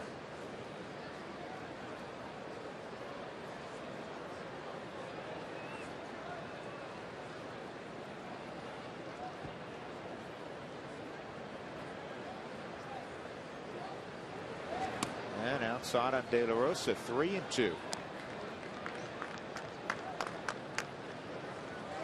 Rockies won 12-7 yesterday. It's the first time they've won 2 in a row since they won 3 in a row. Games 2, 3, and 4 of the year. And Godin with his 5th strikeout. Time to check this date in history. Brought to you by Dex. Dex knows. Here's Mark Stout. XL Energy brings us the fun fact for tonight. And you know what's fun? Dollar hot dog night. As I Get a little ketchup here and some mustard on my dog. I'll tell you that at the new Yankee Stadium, you're going to spend some money there. For 2,500 calories worth of popcorn, $12. So $1 hot dog night, a bargain here at Coors Field. Let's go back to the booth. Georgia's favorite night of the year. Dexter fouls off the first pitch. That wasn't Dex nose. We're going to get to Dex nose in a little bit. That was our Excel Energy fun fact.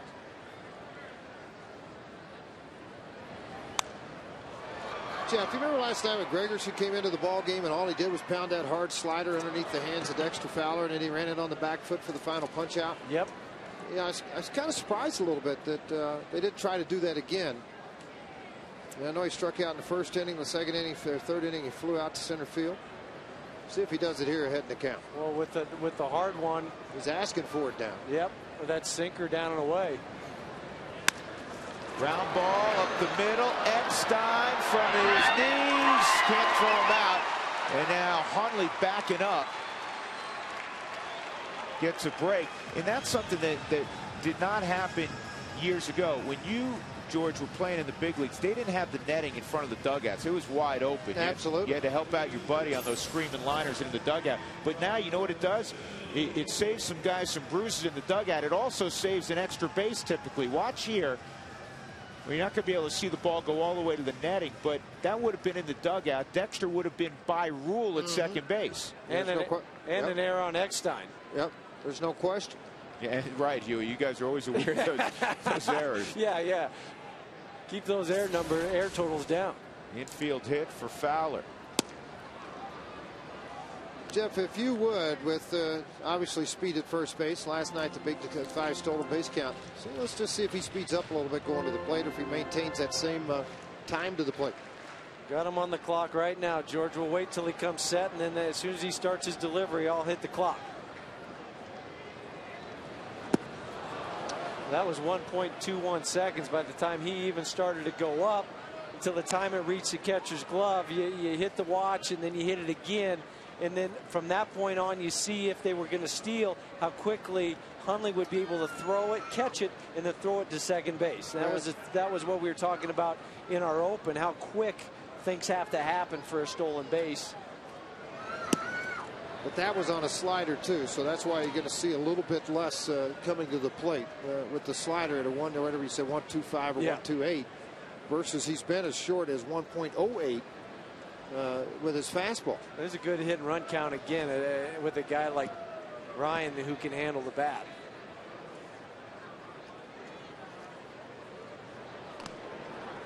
Step and a dive back. Yep, it's perfect. And the other thing I like too is the way he's getting off the base. With Chad, so quick. Anytime a guy comes up and is able to go that fast, it's because of his footwork.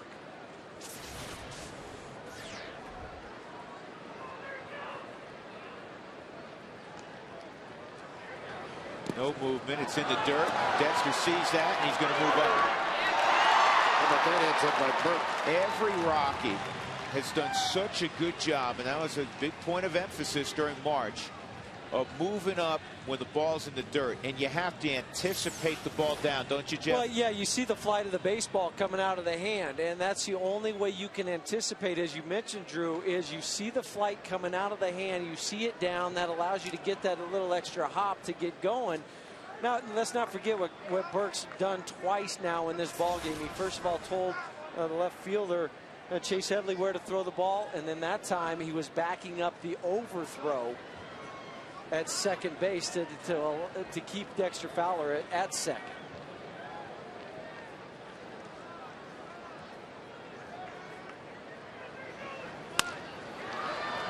To short. Fowler will cross over. Spilborg's retired. 2 outs, and it'll bring up help. You know, the other thing, when you're talking about balls in the dirt, if a base runner will look, guys, I've talked to a lot of kids at home, mostly high school kids, even some of the kids playing with the leadoff right now. Watch your catchers. They'll spread out wider on a breaking ball.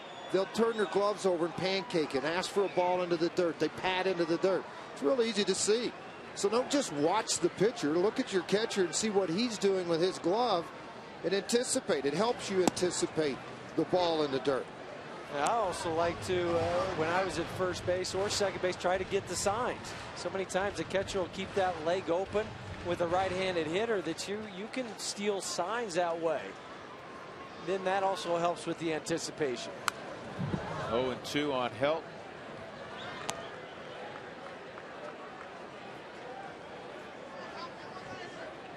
We mentioned that big number. Getting with the guys on base in scoring position, 2 outs, 159 a year ago. That's huge. Fouled off by Todd. In the bullpen right now, you have Edward Mujica, and you also have Arturo Lopez. Now you may be saying, wait a second. Goodman, Frazier, and Houston told me last night they don't have any left-handers in the bullpen. Last night they didn't last night. Drew Macias, who was called up for 2 days, was sent back out, and they brought up the left-hander. So they're a man short in terms of position players, I should say. This ball on the ground, but gloved by Kuzminoff. Still no blemish on the record of Chad Gaudin. He has been most impressive. The Padres lead 2-0.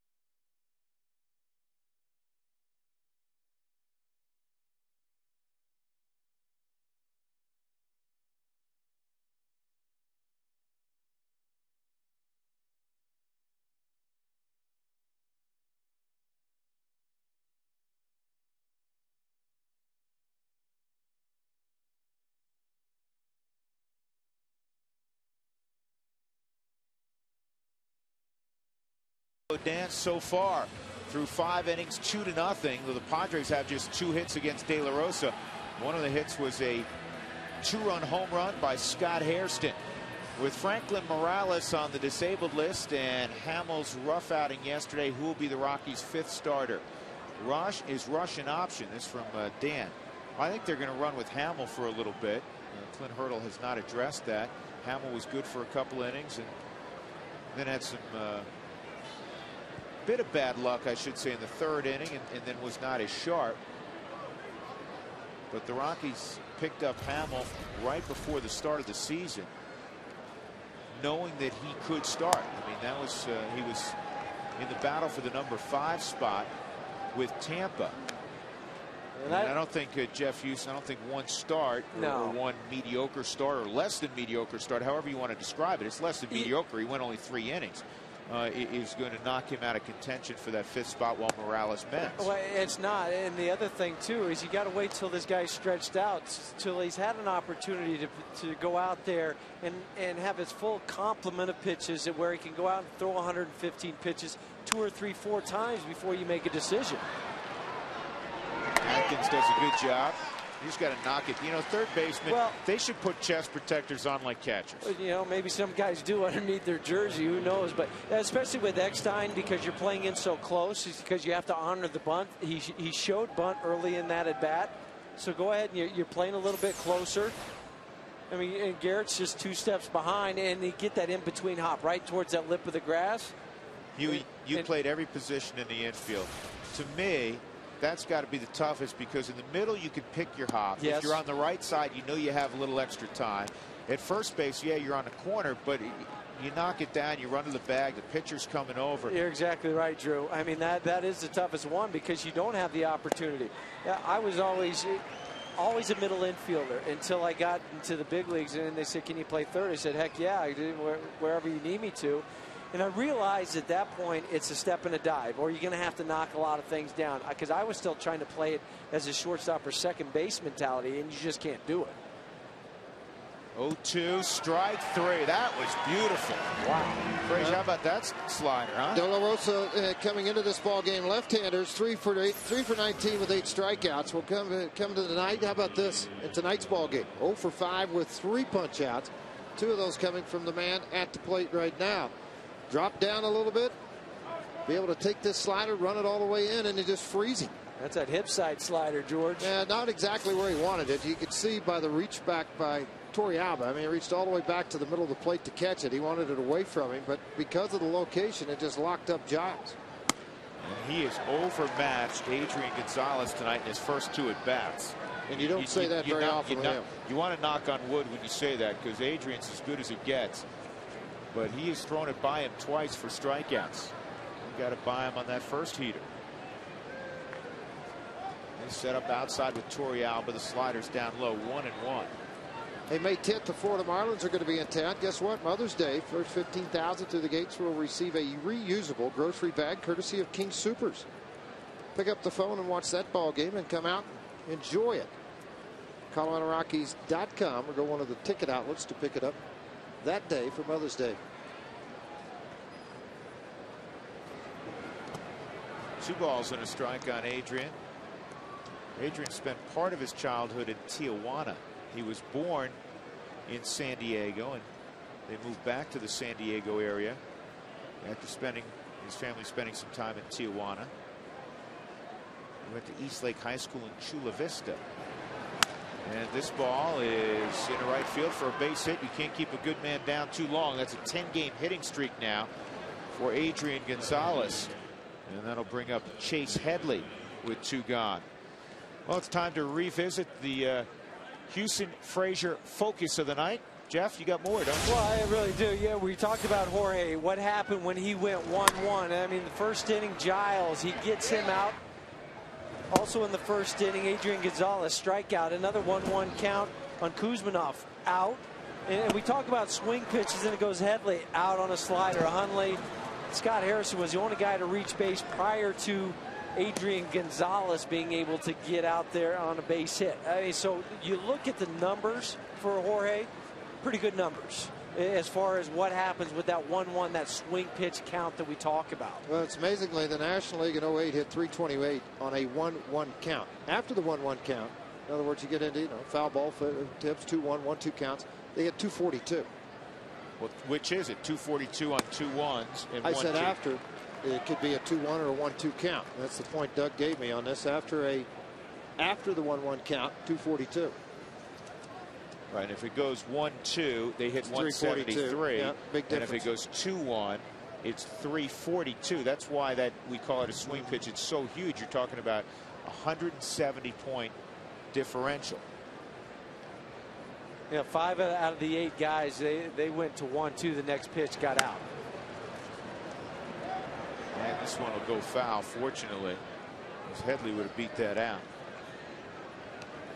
There's one guy, Chase Headley, went to 2-1, and Jorge was able to strike him out. The other 2 guys that went 2-1 both reached base. This is a very good start by De La Rosa. Again, he's given up 3 hits, 2 runs with 2 outs in the 6th inning.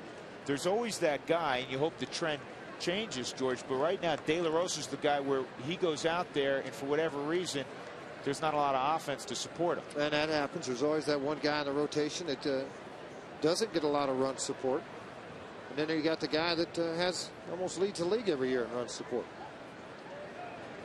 Last year, Jason Marquis, if I'm not mistaken, did lead the league in run support. 6.5 runs per start, if I remember correctly, what Doug gave me. You see the pitches by inning for De La Rosa, very efficient since the first, 21, and drops down into the teens for most of it. 90 total right now in the 6th. And that's outstanding, because in the past, too often De La Rosa's been over 100 at this point. Runner going, and that pitch is outside. So Adrian Gonzalez, who doesn't look to swipe too many bags, takes off, and he's in scoring position for Headley. Well, it's just a straight steal. As soon as that leg came up, he was taking off. There was no hesitation. If he got picked, he got picked. But he was just gambling. So was Bud Black. He said, go ahead. If it's there, take it. And that's what he did. But isn't there history now with De La Rosa, though, when the leg comes up a certain height, Jeff, that he's not coming to first base? Exactly. And think about this. He threw over, already made an error on a pickoff once. Center field. Will it stay up for Fowler? Nice job by Dex. What do they say? Speed never has a bad day. Adrian Gonzalez left at second. 2-0 Padres mid-6.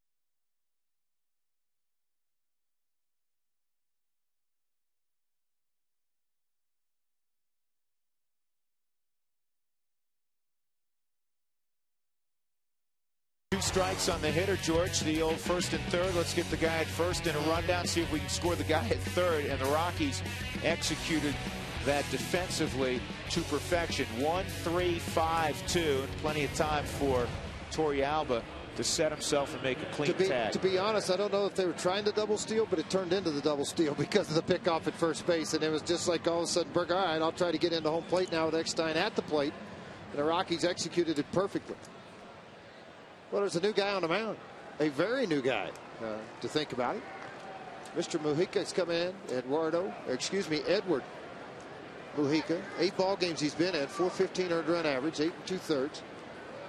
Fastball range 93 to 96 on the scouting report. Slider will run anywhere from 81 to 84 miles an hour. Pretty good slider to begin things against Garrett Atkins. Well, Chad Gaudin was terrific. He goes 5 innings of shutout baseball, allowed 3 hits. He did walk 4. This ball on 2 hops hit Kevin Kuzminoff. 1 out. Most of the Rockies had only seen Gaudin in spring training. For Bud Black, he knew Gaudin would probably get him 80 pitches or so, and that's what he got him. He got him through 5 innings without giving up a run. Ian Stewart will try to shake loose from a 1 for 15. He's at the plate with 1 out. Matt Belisle starting to kick some dirt in the bullpen. Get the rotator cuff going. Come on. Get loose. Yeah. Huey, because I'm concerned about you. You? Is the weather? Yes. Is the weather holding out for you? It's beautiful down here, Drew. All right. I haven't even put my overcoat on yet. I mean, look at this. I'm just regular right here. The overcoat's sitting back here. I'm ready, though, in case it cools off. You are prepared. Like a Boy Scout. Yeah, 1 ball and 1 strike. No, but it's nice. It hasn't even cooled off down here at all. The flood, no wind, and that's the key for me. There's no wind going on down here. Just another spectacular night to watch a baseball game from probably the best seat in the house. That is a pretty good seat. It's a really good seat.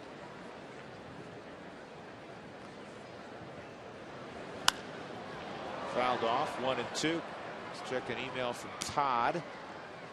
Ian Stewart had a hot bat last year, and so far this season, when will he earn the everyday starter role?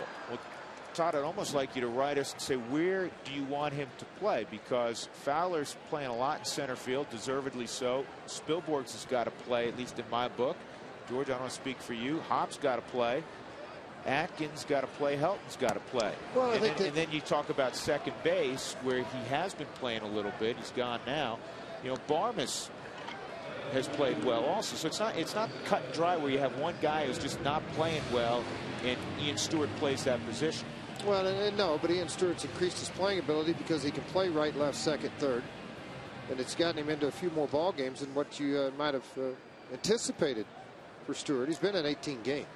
I think that's the biggest challenge for Clint Hurdle overall. Yeah. It's not just Ian Stewart, but just trying to get now Dexter Fowler, Clint Barmes, all these guys enough at bats to keep everybody satisfied, to keep everybody happy and productive.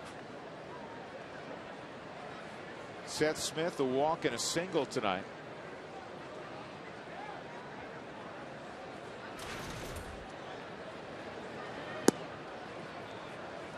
I said it earlier in the season, it's pretty obvious. The Rockies have more than 8 guys, position players, that would start for a lot of teams. So therefore, there is a challenge for the manager to find enough at bats for guys. This is driven to right field and deep and gone. Seth Smith just over the scoreboard, and the Rockies are on the board. For Smith, his 3rd home run of the year, and it's 2-1.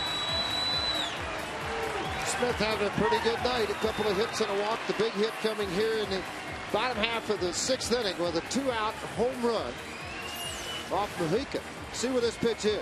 There's a ball up in the strike zone. You can look at it right here about waist high as it got into the plate area. Then that extension, and there's a little bit of strength in that swing too. You look at that top hand come off, and the bottom took it out of the yard. And that's to be able to pull those hands in, and that's what Seth did on that. I mean, there was a flat slider that was just spinning and hanging up there. This ball is driven toward Giles by Barmes. Bryant will make the catch, and that's all for Colorado in the 6th inning. But Seth Smith, as he talks to Don Baylor, hits one over the auxiliary scoreboard in right, and it's a 2-1 ball game.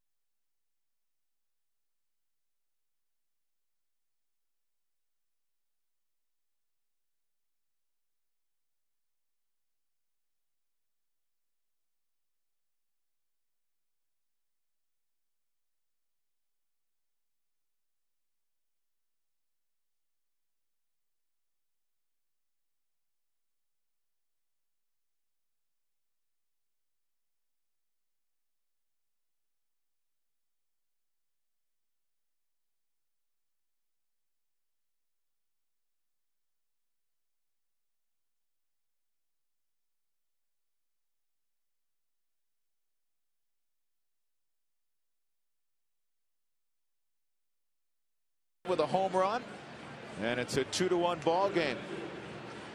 Clint Barmes is in the dugout. You're saying, wait a second, why is he in the dugout? Well, the Rockies have double switch because they've pulled De La Rosa. Tulowitzki goes into the 9-hole. He'll bat second next inning, and Matt Belisle takes over for Jorge De La Rosa. This call to the bullpen is brought to you by Comcast Digital Home Phone Service. Warm up to unlimited local and long distance. Call 800 Comcast. De La Rosa, terrific job, George. 6 innings, 2 runs on just 3 hits. Another outstanding. He struck out 6, walked just 1. Walked 2. Think about this: the last 18 innings, 4 runs given up. And you're on the backside of things. That's not good. And think about this also. He's throwing out of the back end of the rotation, so typically the matchup is going to be against a 4 or 5. Tonight's a guy who's just called up, a veteran guy in Chad Godin. What you would assume, if you're throwing up that many 0s and 1s and 2s, that your offense is going to get after whoever the opposing 4s and 5s are. Well, they should, and then the backside of that is too to get after a ball club in the middle of their relief, and your relief has to pick it up and do what you need to have done. Yeah, but when you're facing 4 and 5s, this offense should tear their heads off. It typically will. Comes down to the bullpens tonight in a 2-1 game. Belisle to Kevin Kuzminoff. Here's the 1-0, and the fastball is on past him. It's 1 ball and 1 strike.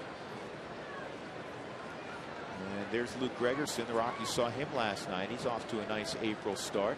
But obviously you don't want to get into the 9th inning and have them with the lead and see Mr. Bell come out of that gate. That's the one guy in their bullpen who has stuff that you really say, oh man, I don't know if we want to see him. Well, it's so hard. I mean, he comes out there and just everything that he throws up there is hard. That hard fastball and I mean, good velocity on it. That's the other thing. It's just a little different than Trevor Hoffman, although Hoffman's great. His was a changeup. Line drive, base hit. That was a slider on the inner half that didn't do a lot. Not a good 1-2 pitch, and Belisle pays for it with a single by Kuzminoff. That'll bring up Nick Hundley, who's 0 for 2. A couple of ground balls to the left side, 1 to third, 1 to short. Matt Belisle made the Rockies as a non-roster invitee to spring training. He had a .261 spring ERA. 10 1/3 innings of work, gave up 3 runs. Be interesting to see if Bud Black here plays a little small ball, try to move the runner over, get an extra run. Guess not. No. Well, the only reason I'm thinking is it's the 7th inning, and a 2-1 ball game or a 3-1 ball game. When you just mentioned Heath Bell on the backside, I just have to try to get 6 more outs before I get to him. As much as you can. Add to it any way that you can. Yeah.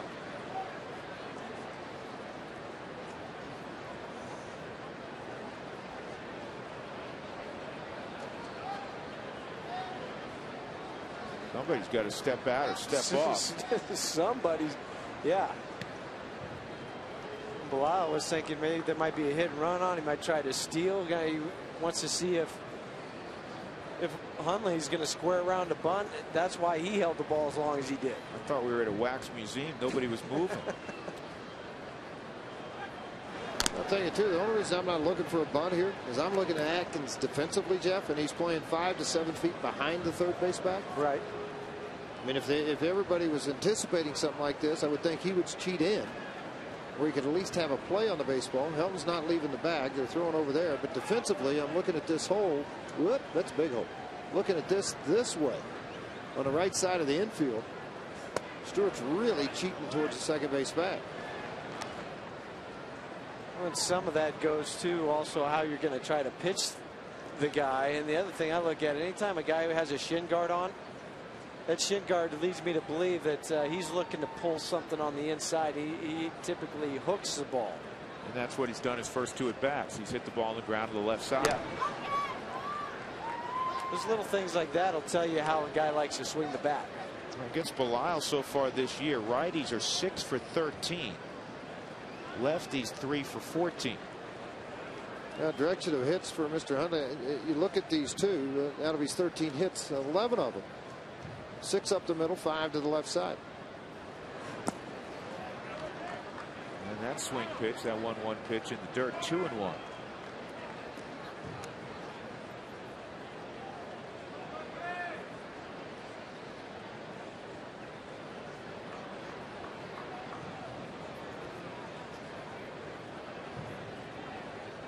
Clint Hurdle's had a big challenge, George, in the month of April with his bullpen. They have not performed well, and you want to build your bullpen backwards from your closer. This is in the air to right. Spilly near the line, and foul ground makes the catch. Good play.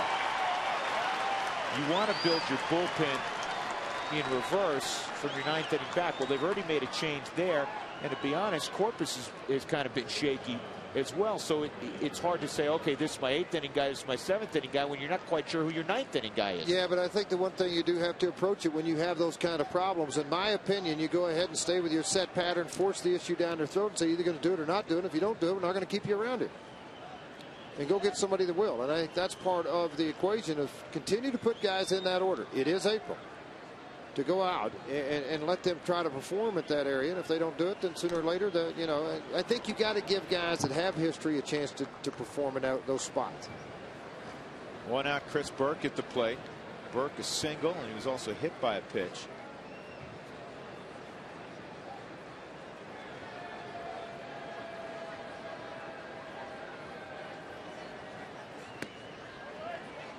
Well, you look down in the Rockies bullpen right now. They have the one left-hander. Rush last night through. He would not be available, I wouldn't think. 3 innings, a lot of pitches there, so I would think that he's out. So you got Embry, the lefty. They know that in their dugout over in the Padres.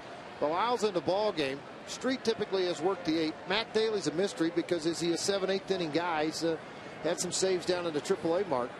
And then you also look at Manny Corpus, and Manny Corpus right now is going to be the closer. So as this sets up and goes against their bench, which is important tonight, because, Drew, really till you get the 8th inning, it's a 3-person bench. You're not going to run Blanco out there and get caught with one catcher. Even though Burke has caught. That's the other thing about Burke has caught and was doing that with Seattle before the trade over. There's a drag bunt, and it's a pretty one. And it's going to go as a hit. Atkins let it go, hoping maybe somehow it would turn foul. That's a great bunt by Burke. Kuzman off to second. Well, now you get the only lefty they have on their bench, and Jody Garrett come up to pinch hit now. But the bunt was just outstanding. At 1-0 count as a third baseman, you're thinking, well, he's probably not going to drop one down. And the only option is to let it go, and hopefully it'll roll foul. Garrett, the pinch hitter, had an 0 for 16 slide that he snapped last night, and he did it in a big way. He had 3 hits in last night's ball game, including a home run. He had a double and a single. He scored 3 runs. He was the hitting star in the loss for San Diego.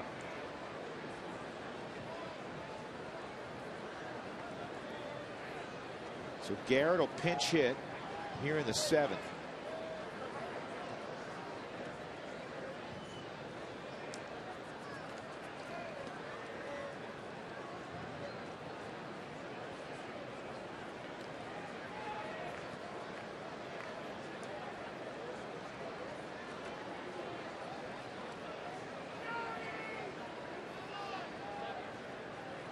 Rocky set for 2 up the middle. Fastball on the outside corner.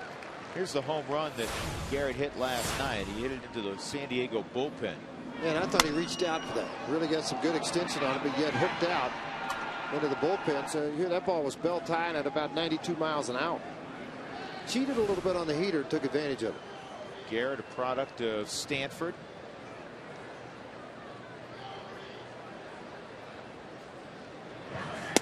That's a strike also. A little extra giddy up on that. 93 miles an hour. And it's 0-2 on Jody Garrett. And good location right at the knees. That was the other thing. 93 at the knees. Pretty tough to hit.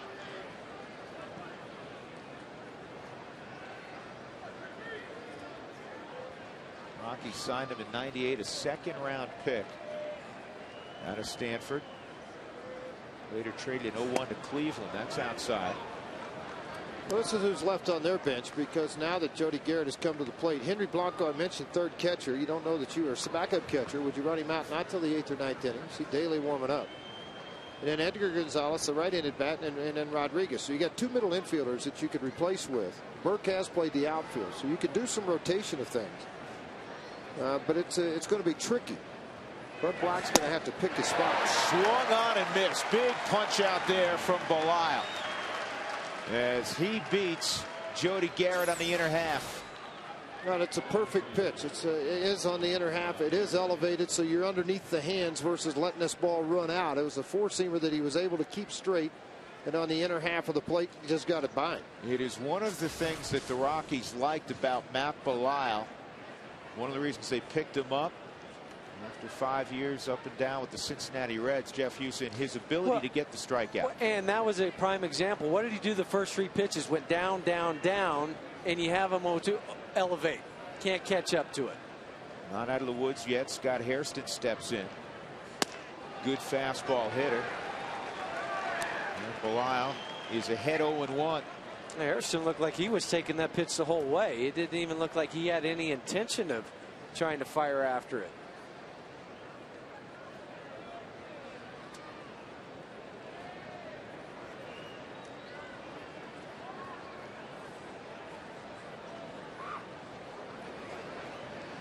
Two on and 2 outs. 0-1. That's at the knees. And that's just at 94 miles an hour. Against the left-hander, that front side opened up on a cut ball that came to the middle of the plate, and he left the yard out over Seth Smith. To think what Hairston has done, 6 for 12 versus right-handers early on in the season, gives you an indication he is swinging the bat well from both sides. 0-2. Go away from him, though. Don't give him anything hurt. And this is bounced to Tulowitzki. Nicely done by Belisle. That's the best work we've seen from Matt Belisle in a Rockies uniform in limited time. Well done. It remains a 1-run game.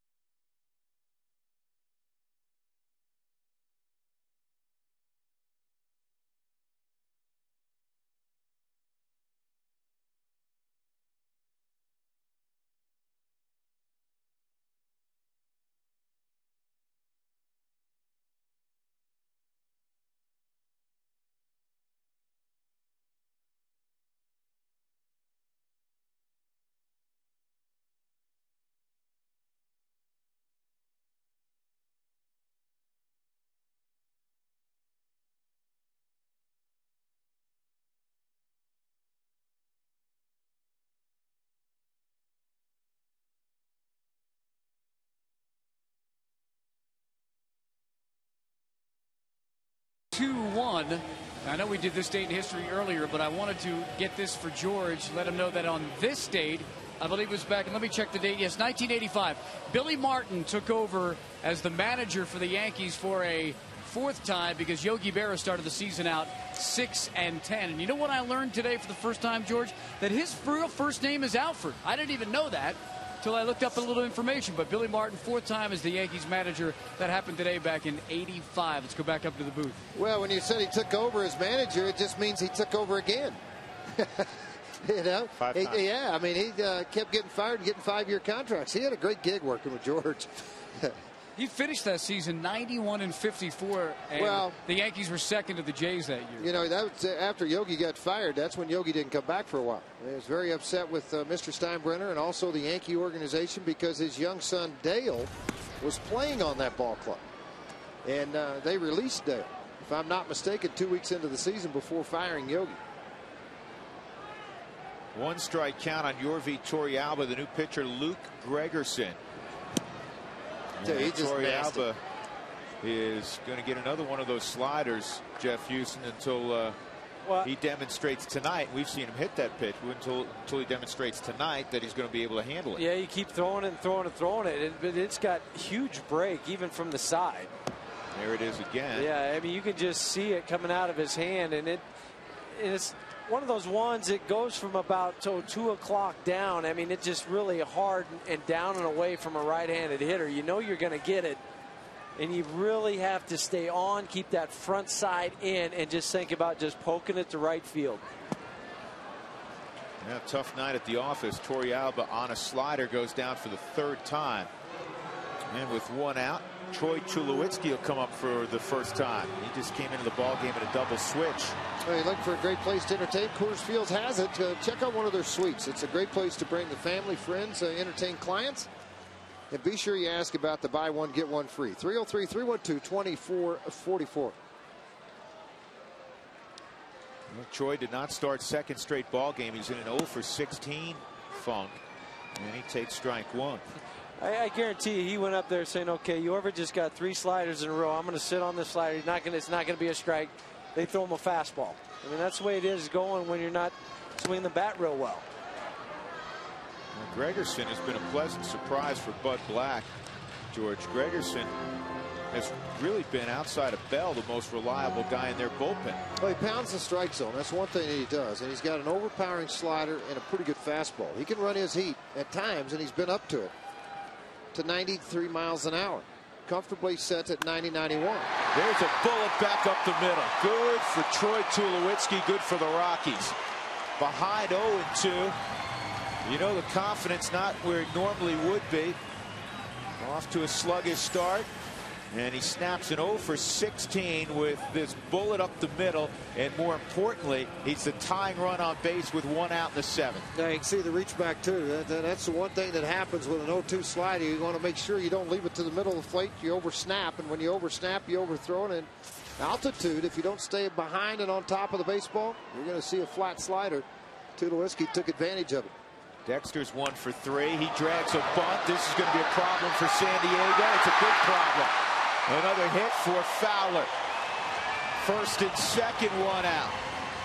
And Ryan Spilborghs will approach. He's a smart kid. He understands the game. Take advantage of what you think you can get out of it. You know, you're down 1 run. And a lot of guys, and when you bunt this, Drew, I think more importantly, and Jeff, you may disagree with me, was it going to be more of a sacrifice yet? A lot like Willie Taveras. He can't just square around and bunt the baseball. Well, and some guys can't do it. But you're down 1. It's the bottom of the 7th. I mean, that's the typical baseball plays to get him in a scoring position. And what a perfect time to do it, too.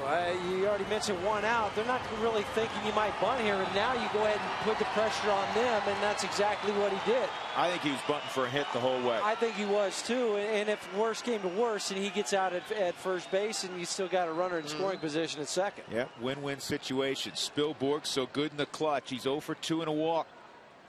And a line drive, base hit. Tulowitzki around 3rd. That'll tie up the game. Fowler will go 1st to 3rd. Ryan Spilborghs comes through.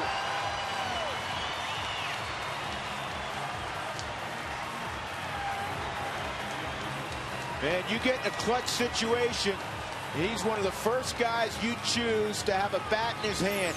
Well, they did it so much coming off of the bench before. Again, here appeared to be a backup slider. I mean, velocity-wise, location, down into the strike zone, and falling in love with the pitch sends a message to everybody else that's on the bench.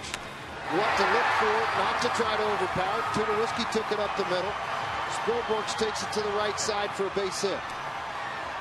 That's what good hitters at the big leagues do, George. They make a mistake, they pay for it. Troy did it, and Ryan too. Back to back backup sliders. And now Helton a chance to give the Rockies the lead. All you got to do is get it in the outfield. Medium range fly ball with Fowler's speed should get the job done. Yeah, the only other thing I think about was Spilly. How about this? Nobody on base, 216 average. As soon as you get some runners on base, a 429 average. That is huge. And we've seen that the last couple of years from Ryan. 1 out, 1st and 3rd. Helton at the plate.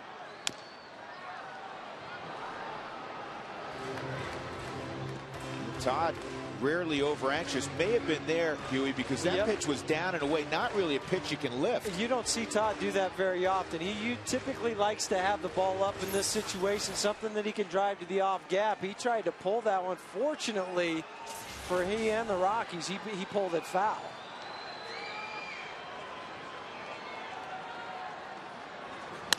Line drive, base hit for Helton. Rockies take a 3-2 lead. Spilborghs will go to third.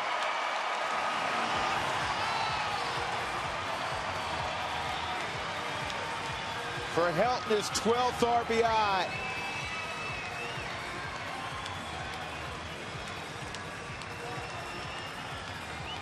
Well, the conversation with Dexter Fowler in the dugout after that bunt base hit. Got a sinker in the middle of the plate for Todd Helton. He just hooked it with some authority. And he got the run across the plate by Dexter Fowler, and you just trade places with everybody, Jeff. You've got first and third and again, and a one out, and with Garrett Atkins up, a guy that's led this club in RBIs the last 3 out of 4 years.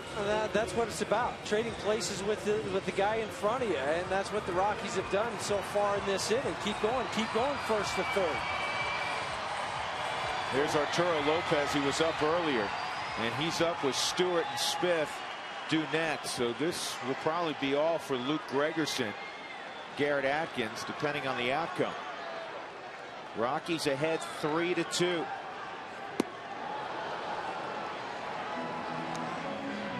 It began with Tulowitzki on an 0-2 pitch.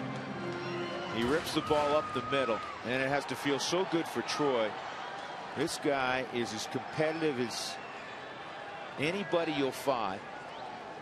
He drives himself exceptionally hard. He's all about team. And not only you got to be down, he's personally, you're not helping out, but he feels like he's not, other than on the defensive side, he feels like he wasn't contributing. Well, boy, he just contributed in a big way. And you know, and you're reminded by your teammates, George and Jeff, I'm sure many times, it's a long year, and you know Tulowitzki is going to help them out immensely. Well, he is, but it's at the same time, at the end of the day, you're sitting there, you're the guy that hasn't gotten the hit. You feel like you just let everybody down, no matter how many times they come and pat you on the back. And there's no better feeling than when you do get a base hit to start a rally. And it doesn't matter whether you're in your 3rd year or you're in your 20th year in the big leagues. Ground ball.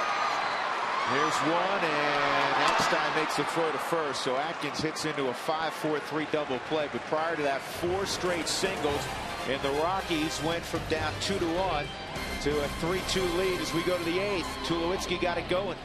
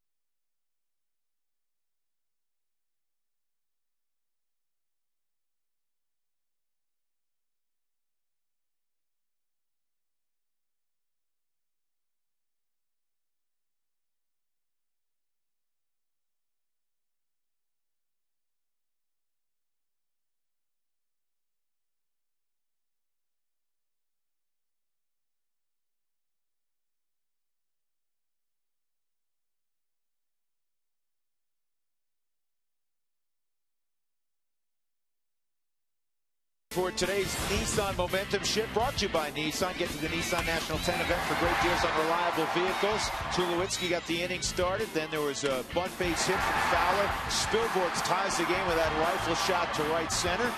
And then Todd Helton, oh, Mr. Reliable, with a line shot to right, and the Rockies have a 3-2 lead. And Alan Embry will be called upon here in the 8th inning. This call to the bullpen is brought to you by Comcast. Warm up to unlimited local and long distance. Call 1-800-COMCAST. 2, 3, and 4 in the batting order for San Diego. Eckstein from the right side, and then the two big guns, both left-handed, Brian Giles and Adrian Gonzalez. Eckstein is 0 for 2 and a walk. He was robbed of a hit back in the 3rd inning. Fancy play by Clint Barmas and a fancy pickup at first by Todd Helton.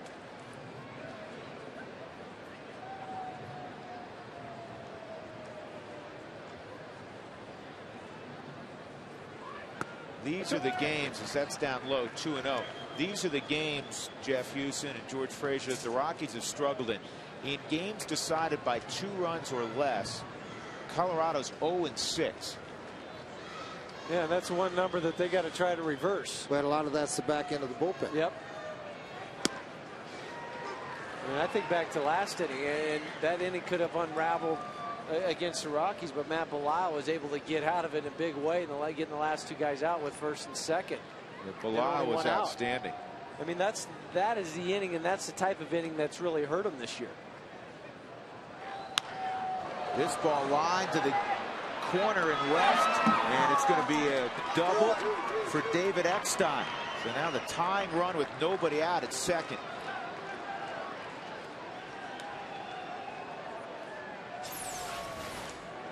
Let's take a look at this pitch from Alan Embry. Appears to be a fastball down in the strike zone, Jeff. And again, you got a guy that's pretty pull happy, choking up. About 10-15 feet from getting out of the ballpark, up against the wall. Yeah, he was just looking for something to drive, and that time he looked like he was spread out just a little bit more and tried to crouch just a little bit lower to get that strike zone right where he wanted it. Smart hitter at the plate, Giles. Brian takes strike 1. 6 very good innings from Jorge De La Rosa. Allowed 2 runs on just 3 hits, a couple of walks. He struck out 6. Chad Gaudin did a very nice job for Bud Black's club. 5 innings of shutout baseball. He allowed just a couple of hits. In the air to center field. Eckstein will tag, but he will not be able to advance on this. That's a pretty good job by Embry to get Giles. Now, the reason I say that, if you look at the career numbers of Giles versus Embry, 571 with a home run. Just the veteran guy, too, not to be able to pull the ball. A great follow through. See the head follow through by Embry. Got it out away from him, but you can also see that Giles' concentration trying to get on top of the ball, but that ball rode, got to the bottom of the barrel and got a fly ball out of it. Depending on what happens here, guys, Clint Hurdle will have a decision. Do you want Chase Headley to hit from the right side or the left side? I was thinking the same exact thing you were, Drew. I mean, the numbers from the right side, he's about a 50-point lower. You don't want Gonzalez to beat you. Well, he's not going to. Moving to third is Eckstein. Adrian is retired. And now let's see how Clint plays it. Headley.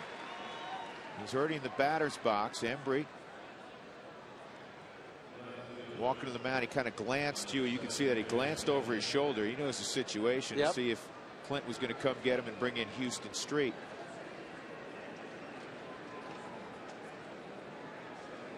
You know, there are the numbers that Jeff was alluding to. Left-handed, he's got a couple of home runs.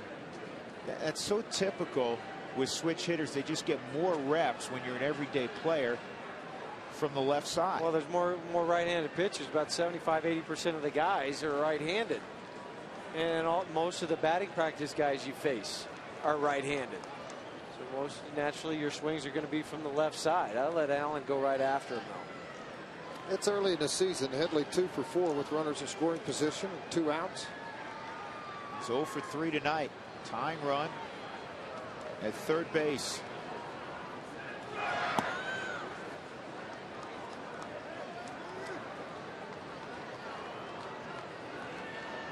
Alan Embry, who grew up and still lives in the Pacific Northwest, lives in Oregon. Great guy and a very humble guy. He just, you know, I've been fortunate. I was blessed with a great arm and a durable arm here. As this is lined to right for a base hit, and that will tie up the game. On a 93-mile-an-hour fastball, Headley singles, and we're tied at 3. And the woes of the bullpen continue. Well, it does. I mean, and again, let's look at this location of this pitch. Up a little bit, but on the outer half of the plate on the Hyundai cam, you can see it. Sometimes you just got to tip your hat, Jeff, to the hitter that they just out and it did you tonight. And I think that's one of those spots there that he did it. Yeah, it made the pitch he wanted. It was just a little bit up. Yeah, it wasn't a bad pitch. It was one. It wasn't one where you sit there and go, "Oh man, he just completely missed his location." And Headley just went out and got it and hit it to right field. So Clint Hurdle will come to the mound. 2 outs in the 8th inning. 3-3 ball game. Houston Street will be next after the break.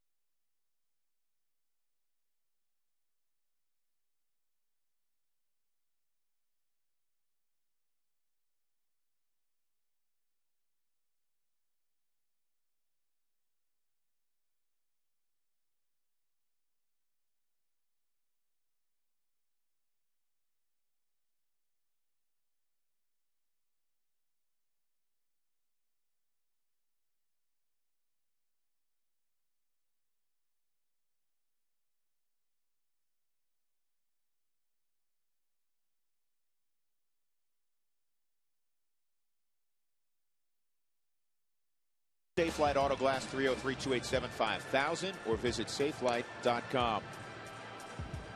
Chase Headley with an RBI base hit in front of a lot of friends and family. Colorado Springs. Houston Street will be asked to get the last out in the 8th inning. Kevin Kuzminoff at the plate. David Eckstein got it going with a double to the left field corner. And Embry did a good job with the lefties, George. He got Giles on a fly ball to center that could not advance the runner. Adrian Gonzalez grounded to short. But Chase Headley lined a single to right to tie this ball game at 3. Kuzminoff's 1 for 3. He's got a lot of power. He's out in front of that pitch. Well, left-handers had hit .375 against Embry. A little bit of history, not a lot, with Street Kuzminoff. And it's 1 for 2. Right. Working in the American League, Street has. Houston, not a lot of history here other than interleague play. Righties hitting .409 against Houston. Lefties .235.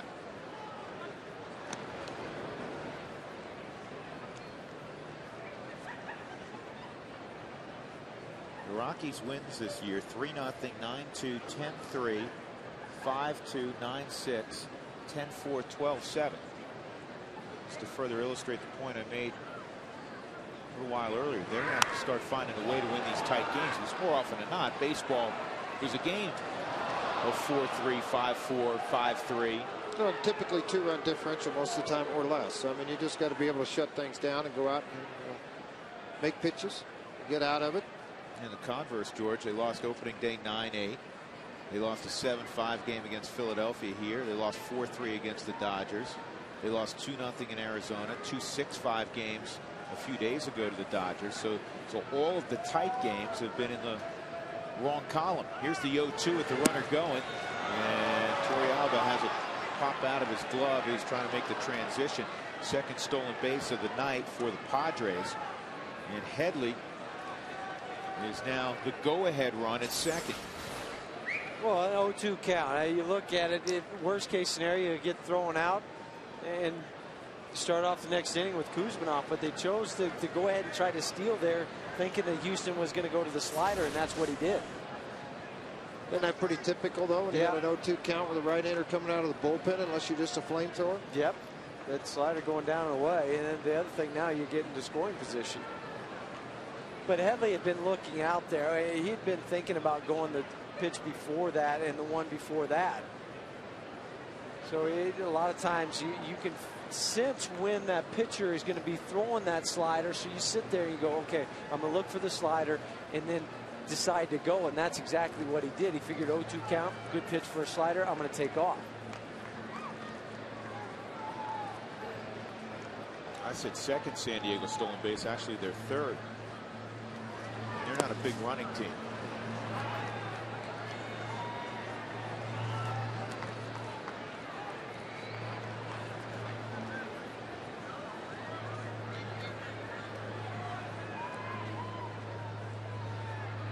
Last year, they were last in the big leagues with 36 stolen bases for the year. It was 21 stolen bases behind the next to last team, the Pittsburgh Pirates. 2-2 on Kuzminoff. In the air to right field. Should be an easy play for Spilborghs. In the inning, the double by Eckstein, a 2-out single by Headley, and we're even at 3.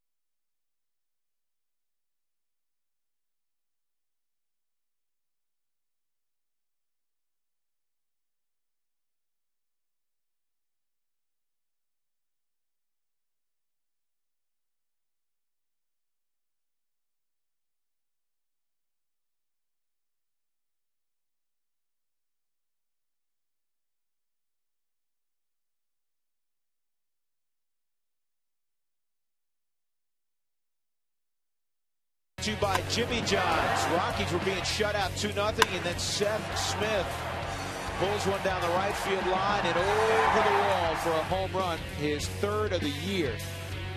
That came against Edward Mujica and got the Rockies going. Next inning in the 7th, they would score 2 runs on 4 hits against Luke Gregerson, and now Duaner Sanchez is on in a 3-3 ball game in the bottom of the 8th. Well, this right-hander pitched an inning last night, gave up a couple of hits and a run in the ball game. Well, the Rockies rally was started last inning by a guy who was in a slump in Troy Tulowitzki. And right now Ian Stewart is just 1 for his last 17 at the plate. Be a nice time for him to break out. Outside, ball 1.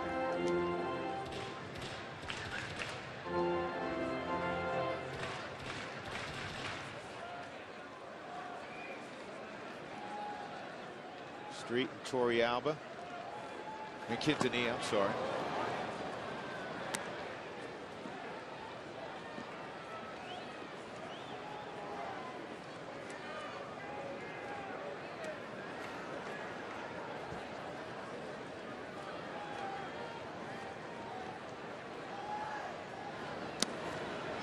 Two and one. The other guy we can't forget about, guys, a possible pinch hitter, is Jason Marquis. Well, the Rockies bench is thin tonight because Brad Hopp's unavailable, clearly, even though Brad's on the bench. He got hit in the neck. He is not going to be ready to go probably for a couple of days. Jeff Baker's hand, he injured it on a swing and miss a couple of days ago, and he's real iffy, which brings us potentially to the man you mentioned right there in the middle of your screen, Jason Marquis, who took batting practice not only with the pitchers today, he took batting practice in one of the positional groups, the extra group, if you will, the guys that were not starting. He looked good, too. He looked really good. In fact, if you were an early arriving fan in the right field seats, you got a lot of souvenirs. And ball four, so Stewart on a 3-1 pitch watches that Duaner Sanchez delivery sail outside. The Rockies have the go-ahead run at first. That's Seth Smith at the plate.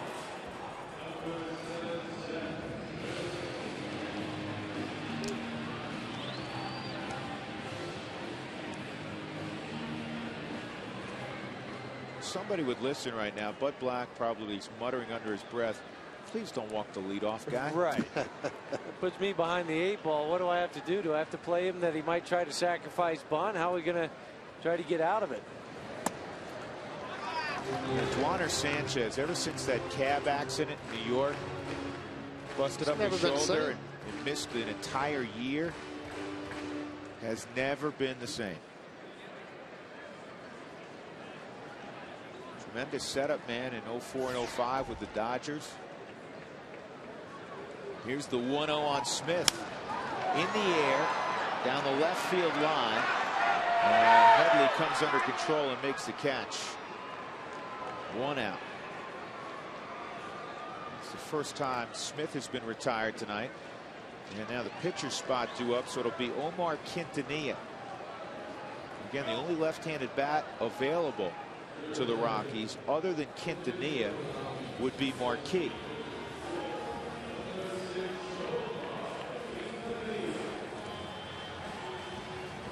Well, with you mentioning the situation with Baker, it also, with Varmus out of the ball game now, Tulo into the ball game, your middle infield disappears. Well, you can put Torrealba at third. You can move Atkins over. I mean, you could get a lot of different combinations working to fill the gap for an inning or two. The limitations on the bench, you know what? You can't sit back, though. If you're Clint Hurdle, you don't sit back and go, I can't do this right now. I can't do that. You have to try to win the game when it presents itself.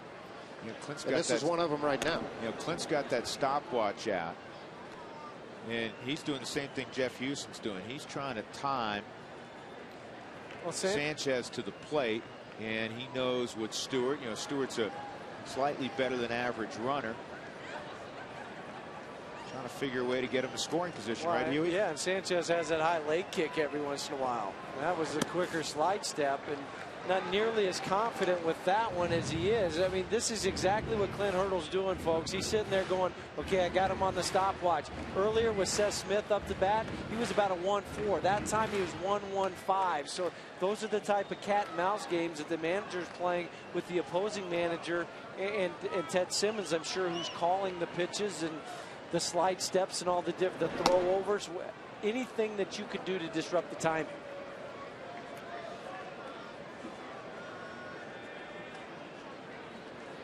1-1. Nick Hundley staring in the San Diego dugout to see if they wanted to put a pitch out on. And Sanchez is a good guy to do that with. And the reason I say that, he's a strike thrower typically, doesn't walk a lot of people. So if you throw the pitch out, nothing happens, you know, 2-1 count, it doesn't bother you.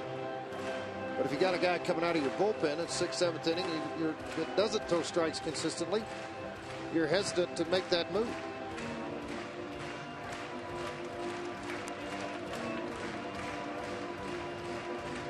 I like this count to steal on. I like the 1-2 count. Well, and you know the other side of this, Huey, when you put him in motion, if it is a strike, obviously, Quintanilla is the guy that can handle the bat a little bit. Stewart not going, and it's fouled off. 1.46 to the plate on that one. And I would think, what would you think Stewart is? Somewhere in the 3.3 range? Yeah, 3.35, something like that. But if the guy's 1.46, I mean, that's pretty easy pickings. Yeah, that would force the catcher to be around 1.8, which is Pudge-esque. Yeah.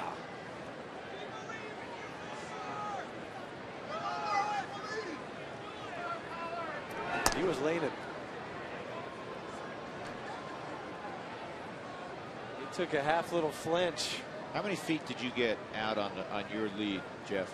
About 13.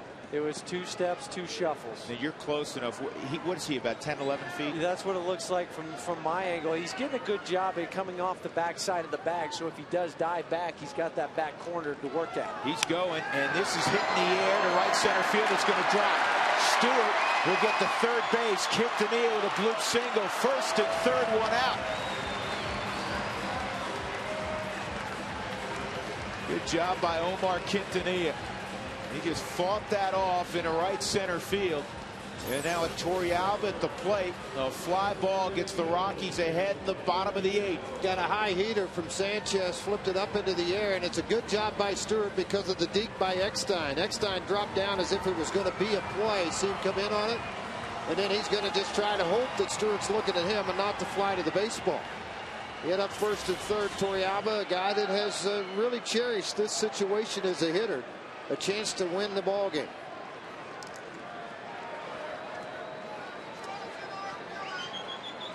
So this point, a forgettable night for Torrealba, but he can erase those memories. That's a good start through here, and he's laid off that slider, the pitch that has troubled him this evening.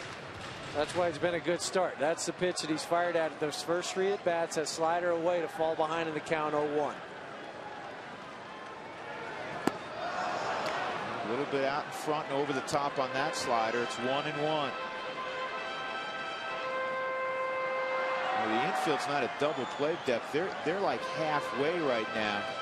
Jeff, they want a shot at Stewart unless it's hit real hard. And of course, Torrealba's, he runs decent, but he's a catcher. But that's why you play that hard, because you can't afford to give up that slower type roller one where you can't turn 2 and then score the run. Squeeze. I think it's more of a safety squeeze. Yeah. I think it was a safety squeeze only because Stewart didn't start, Jeff. Stewart started once the ball was made contact with the bat. That was a late start. See, watch. He's not flying. All of a sudden, here he comes. I mean, a total hesitation and freeze there, and then all of a sudden came after the ball was bunted up the first base line. That leads me to believe either it was a safety squeeze or Torrealba just said, I'm going to try to do this on my own.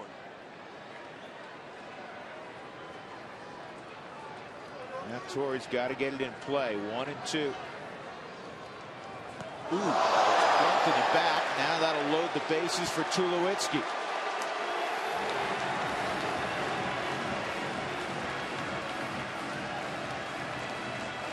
And a trip from Darren Balsley out to the mound to talk to Sanchez.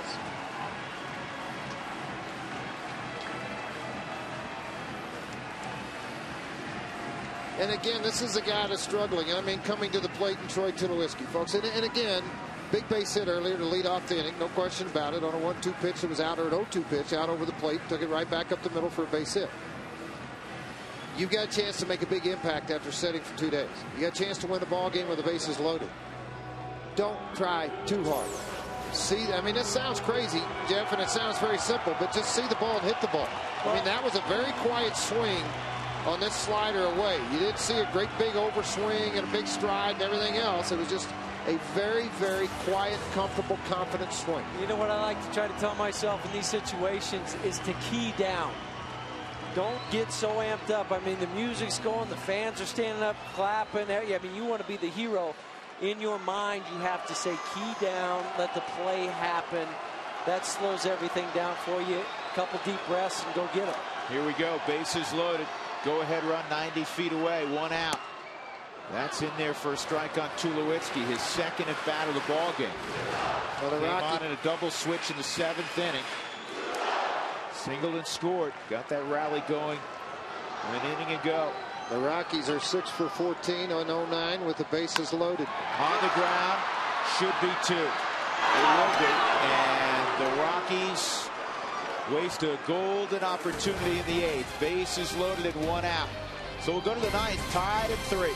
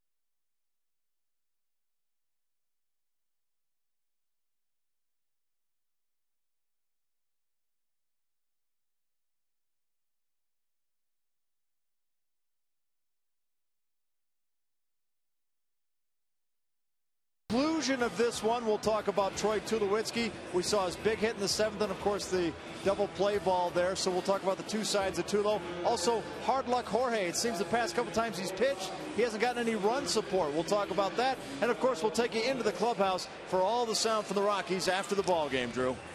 All right, Tom. Thank you. Manny Corpus with the game tied in the 9th inning at home. Most managers will throw their closer out there. 3rd straight appearance for Manny in the last 3 days. Still trying to hit his groove. You know, Jeff, you're reminded in bats like that, and I'm sure it takes you back to your career, just how tough this game is. I think you said it right. It's cruel sometimes. You feel good. You get up there. You have a chance to redeem yourself. You got a base hit earlier to start a rally, and you come up there bases loaded, and then you hit into a double play. I mean, nobody feels worse than that man right there. And you can just tell a little bit by that body language with the hands on the hips, saying right now, doggone it, I had a chance to put our club ahead. And the key now, and he's a professional, and he's going to have a lot of big nights, but the key now for Troy, and you've been there, Jeff, Defense. again, is focus here on helping your club on the other side of the ball. Yep, there's nothing you can do about that at bat, but now what I think about on defense is I'm going to make sure that I'm going to take a hit away from somebody else. Well, and he turned the ball over to Manny Corpus, and the first guy he's got to face is Hundley, who's 2 for 2 with a home run in his career. So it's very important to get the first out here in the 9th inning for Manny Corpus. Their bench is extremely short. They had 4 to start the game with because they've gone with 13 pitchers. Fought off down the line, and it's a fair ball into the corner. Spilborns to hustle over there, and he had some problems with it, so now all the way to 3rd is Nick Hundley, who's now 3 for 3 against Manny Corpus. And now it's going to take some pitching to prevent that go-ahead run from scoring. A lead-off triple. Yeah, Burke 0 for 2 on it, but again, you got to. I mean, this is one of the most difficult things you got to deal with. The slider that appeared, Jeff, to me, it just backed up. It just didn't have a lot of bite to it. The inside outed it out of the reach of Todd Helton. You'd think on a slider a lot of times you would pull it down the 3rd base line, and then as Spilborgs got over, he tried to kick it and keep it out away from the wall, and it just rolled over the foot, and then it was the rabbit running around. They have scored a double and an error. No matter, there's a runner at 3rd base with nobody out.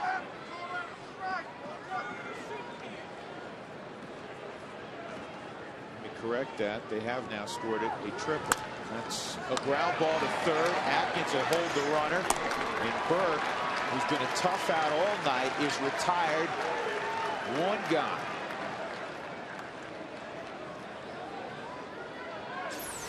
This is a deal, folks. When you got the infield pulled in, it's got to get hit right at you. That's exactly what happened. And Atkins, it's a three-part thing. The hitter hits it, you got to catch it. It's not over then. You got to make the strong throw to Todd Helton, a good throw to Todd Helton. Rodriguez going to come off of the bench and hit left-handed. He's a switch hitter, and he's the only left-handed bat left. Luis Rodriguez, who started it short last night. And Corpus is not a big strikeout guy. Sinker misses. He's also a guy that can handle the bat. What I mean by that, squeeze plays and all that, that got to be heads up. Good time, 1-0 count. 2-0. You have Hairston on deck. Nick Hundley, though he's a catcher, is a good athlete. So he runs pretty well.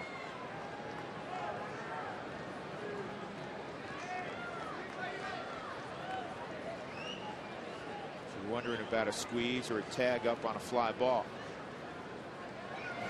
2-0, and he was late on that swing. 2-1. That's surprising. You got to be sitting there on the fastball. Yeah, I mean, to be late on this bad just shows you that he wasn't looking for that fastball. I can't believe he wouldn't be. You know, ahead in the count, 2-0. You got to jump on that and try to just lift it into the outfield. That was a very long swing. Well, that's just what you just said. You know, you tried to jump on it, and that's what he did. I mean, that was a home run swing. It wasn't a contact swing. No.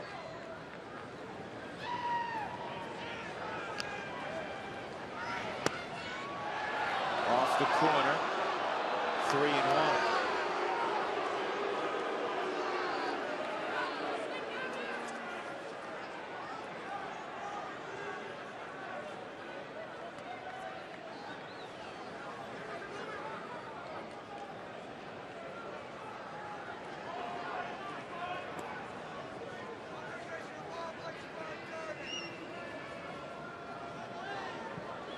Manny wasn't scored on last night in the 9th inning, though he gave up a couple of hits.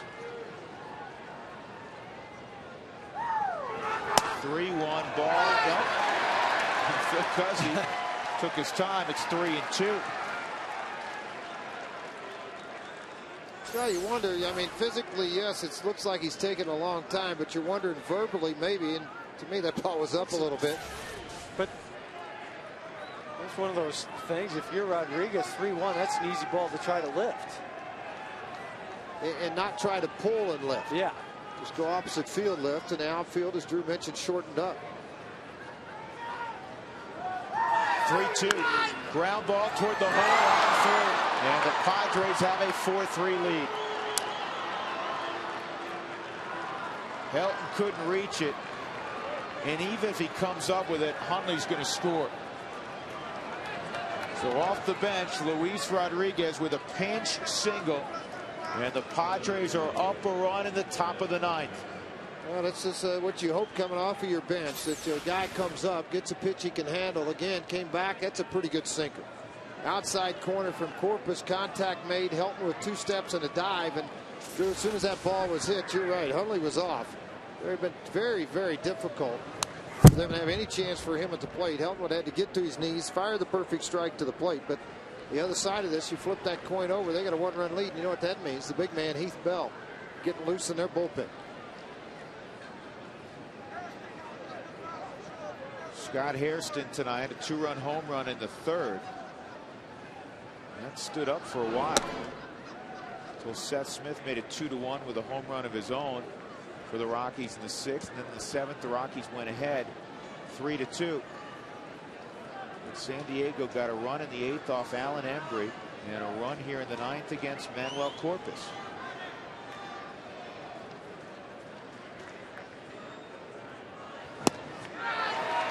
(0-2). One quick footnote while I'm thinking about it from last night. We said on the air that Glendon Rush was the winning pitcher. Actually, last night, and this kind of surprised me when I heard it, after the post-game show was already on the air. They had given the win to Jason Grilli. Well, tonight, you can do it in 24 hours. This ball in the air to left. They changed it and gave the win to Glendon Rush, and I think that is the right call. Glendon Rush went 2 2/3, gave up just a couple of runs in the middle innings. Jason Hamill wasn't eligible to get the win. He went just 3+. And I think that's the right call. And it's not to take anything away from Jason Grilli. He got 4 outs. He went an inning and a third. But the Rockies at that point were already comfortably ahead. I think Rush deserved to get the win, and I'm glad that was changed that way. 4-3 San Diego here in the 9th. David Eckstein got the 8th inning rally going with a double.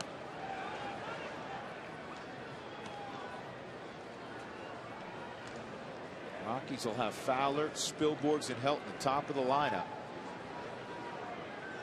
against Heath Bell, who's 7 for 7 in saves this year. But first things first, you got to get Eckstein, keep it a 1-run game, because behind Eckstein's Giles and Gonzalez.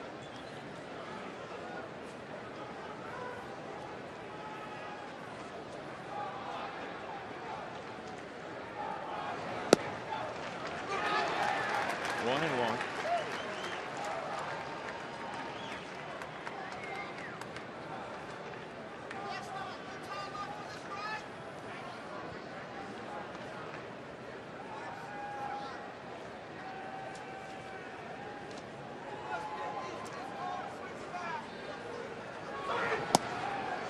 That's there also.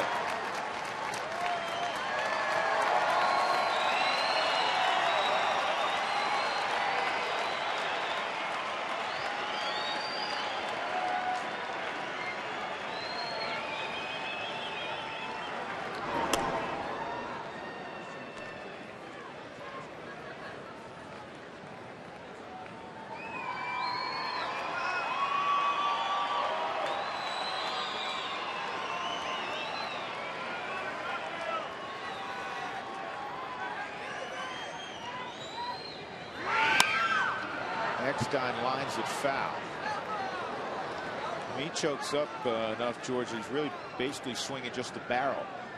Who was the guy that played shortstop for Oakland, and then he was Kansas City a little bit, shortstop, second baseman, went to the Yankees, choked up like 8 inches on the bat. Well, the Felix Mianza guy, yeah, I'm not talking about more than anybody else. He didn't play for Oakland in New York. No, I know, he played for the Kansas City. Freddie Patek? No, the other guy. It was a Latin player. I'm trying to think of his name. I'll think of it here maybe in a minute or two, but he would choke up on it. And I played with him very late in his career as a second baseman. And it's just the unbelievable back control that it gives you. You don't see those guys with huge swings and a lot of movement in it. They want back control, and it's kind of like a little magic wand to them to just place the ball around different spots in the outfield. 1 and 2 on Eckstein. And this is pulled down the line foul.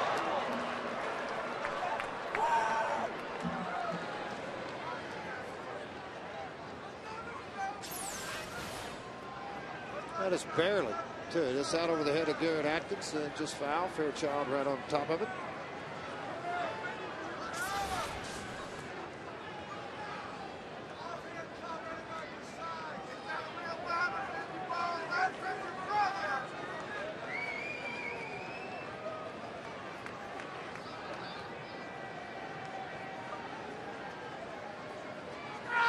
One, two, and again Eckstein fouls it off.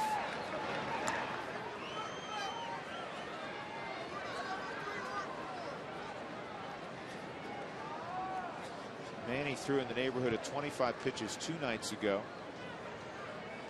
Actually closer to 30, I believe. He was 20 plus last night. Got 21 right now.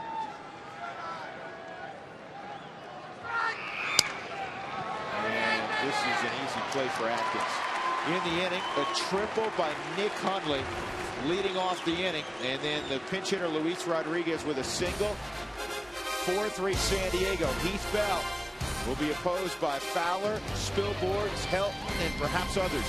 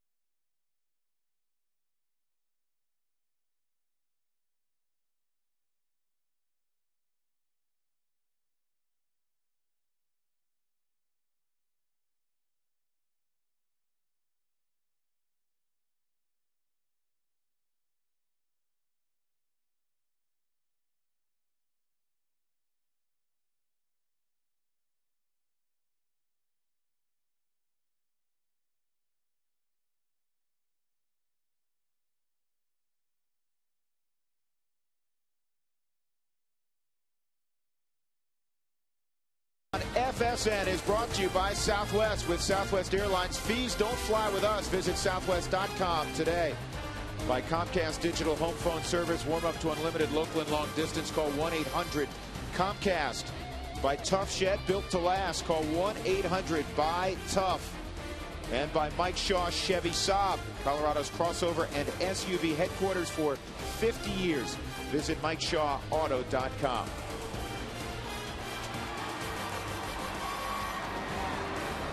Rockies trailing 4-3 as we go to the bottom of the ninth inning. Luis Rodriguez stays in the ballgame at shortstop. And the Rockies will get a slimmed down version of the hard throwing Heath Bell. For Bell, his 9th appearance. He's 7 for 7 in save opportunities, George. And one of the hardest things is to stay sharp as a closer, and it's been 9 days since he's been out on the mound. You know, that makes it very difficult. 1 out of the last 10 days he's made an appearance. So as you look back, last Friday he threw 11 pitches. So it's been difficult. You hope now that maybe he comes out of the bullpen, not as sharp, falls behind and counts. It's typical baseball, particularly a leadoff man like Fowler. You'd like to see till you get a strike, don't you, Jeff? I guess Jeff, I forgot. He takes off on us, doesn't he? Yeah, he goes to sprinted to the post-game set. Yeah, sprinted out to the post-game set.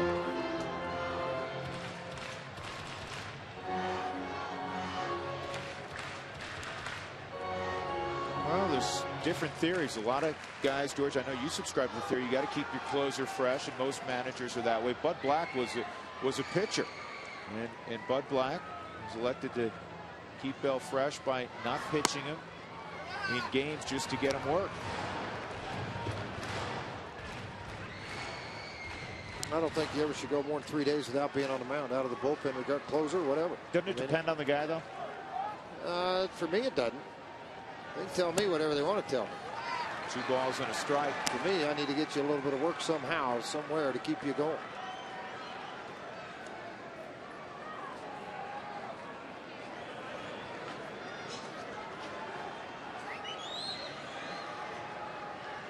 Two and one on Dexter.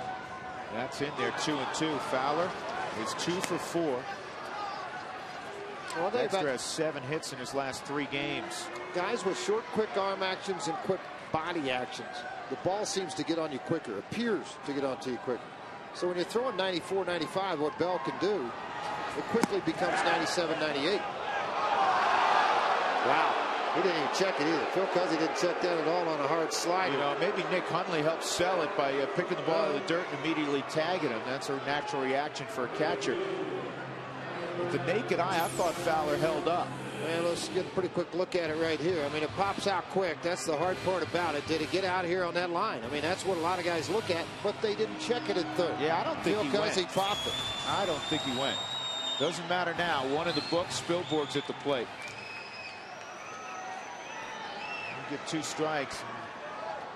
You're going to see that hard slider of Heath Bell's. Well, you know, particularly in the 9th inning, you got a leadoff man up the plate. Of course, you know, this is going to sound similar to a homer, but my thing is, what does it hurt to check and ask the guy at third base? Get the help you may need it if there's any doubt in your mind that he went or not. But you know what, Phil Cuzzy called it quick. Spielborg's got a hanging slider. 0-2. Quest in-game box. Rockies didn't have much going offensively early in the game. They've produced their 3 runs from the 6th inning on. Seth Smith, a home run. Yesterday, the Rockies scored the most runs they'd scored in a game since late in the 0-2 season without the benefit of a home run. 12 runs yesterday, none over the wall. Spielborg's was a hero last inning, tying the game with a base hit, and then Todd Helton gave the Rockies the lead, actually back in the 7th with a base hit. But the bullpen gave up a run in the 8th and a run in the top of the 9th.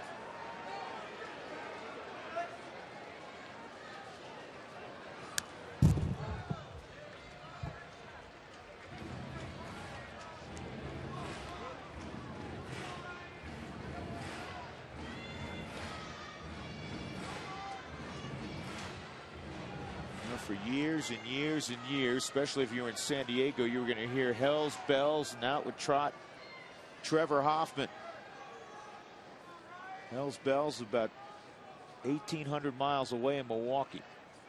From San Diego, that is. There's an easy play for Eckstein, 2 outs. Hanging slider again, 79 miles an hour. They just stayed and backed up on the hands of Spilborn. One of the best pitches in baseball. You can't throw it. You can't try to throw it. It's a backup slider.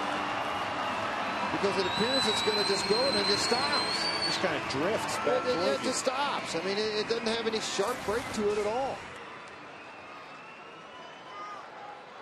And as a hitter, you're anticipating the movement, and it doesn't move that way. I'm just told that Trevor Hoffman got his first save in Milwaukee tonight. That pitch is in there for a strike on Helt.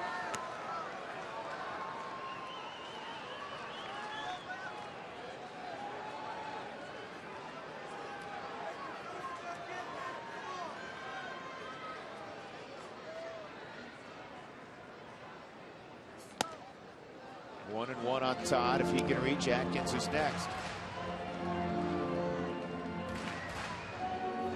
Milwaukee won 6-5 tonight at Miller Park against the Pirates. Pirates have now lost 17 in a row in Milwaukee. 1-1. Line foul into the seats.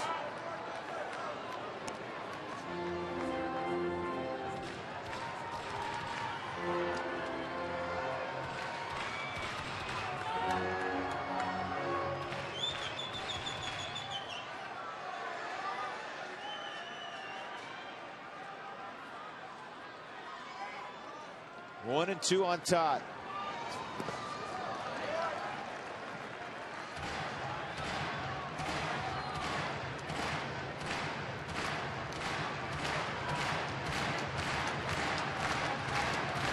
Three runs, 9 hits for the Rockies. 4 runs, 9 hits for San Diego.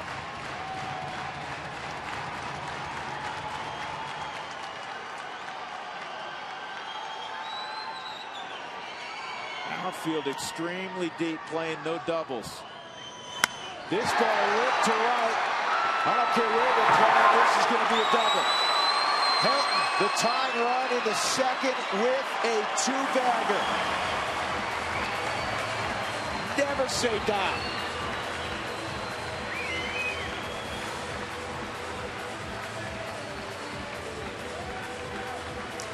Marquis will come on to run for Todd Helton.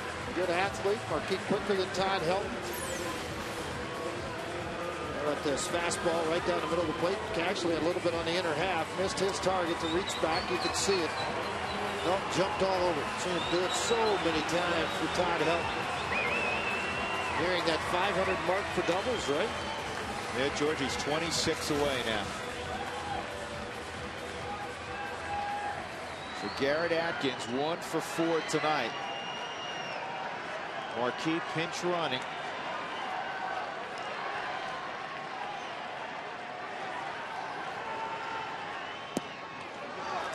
That misses, ball 1 on Atkins. Just the 4th hit all year long for Bell to give up. 4th hit. He hadn't given up a run yet. The right-handed batters are 0 for 10 against him. Lefties now 4 for 17. Atkins would like to become the first righty. Ground ball deep, short. They'll go to third, and they get Marquis there to end the game. And Marquis off with the crack of the bat. And they go 6-5, and San Diego wins it despite that double by Todd Helton. The final score 4-3. The Rockies are now 0-5 in 1-run games this year, and they're very modest.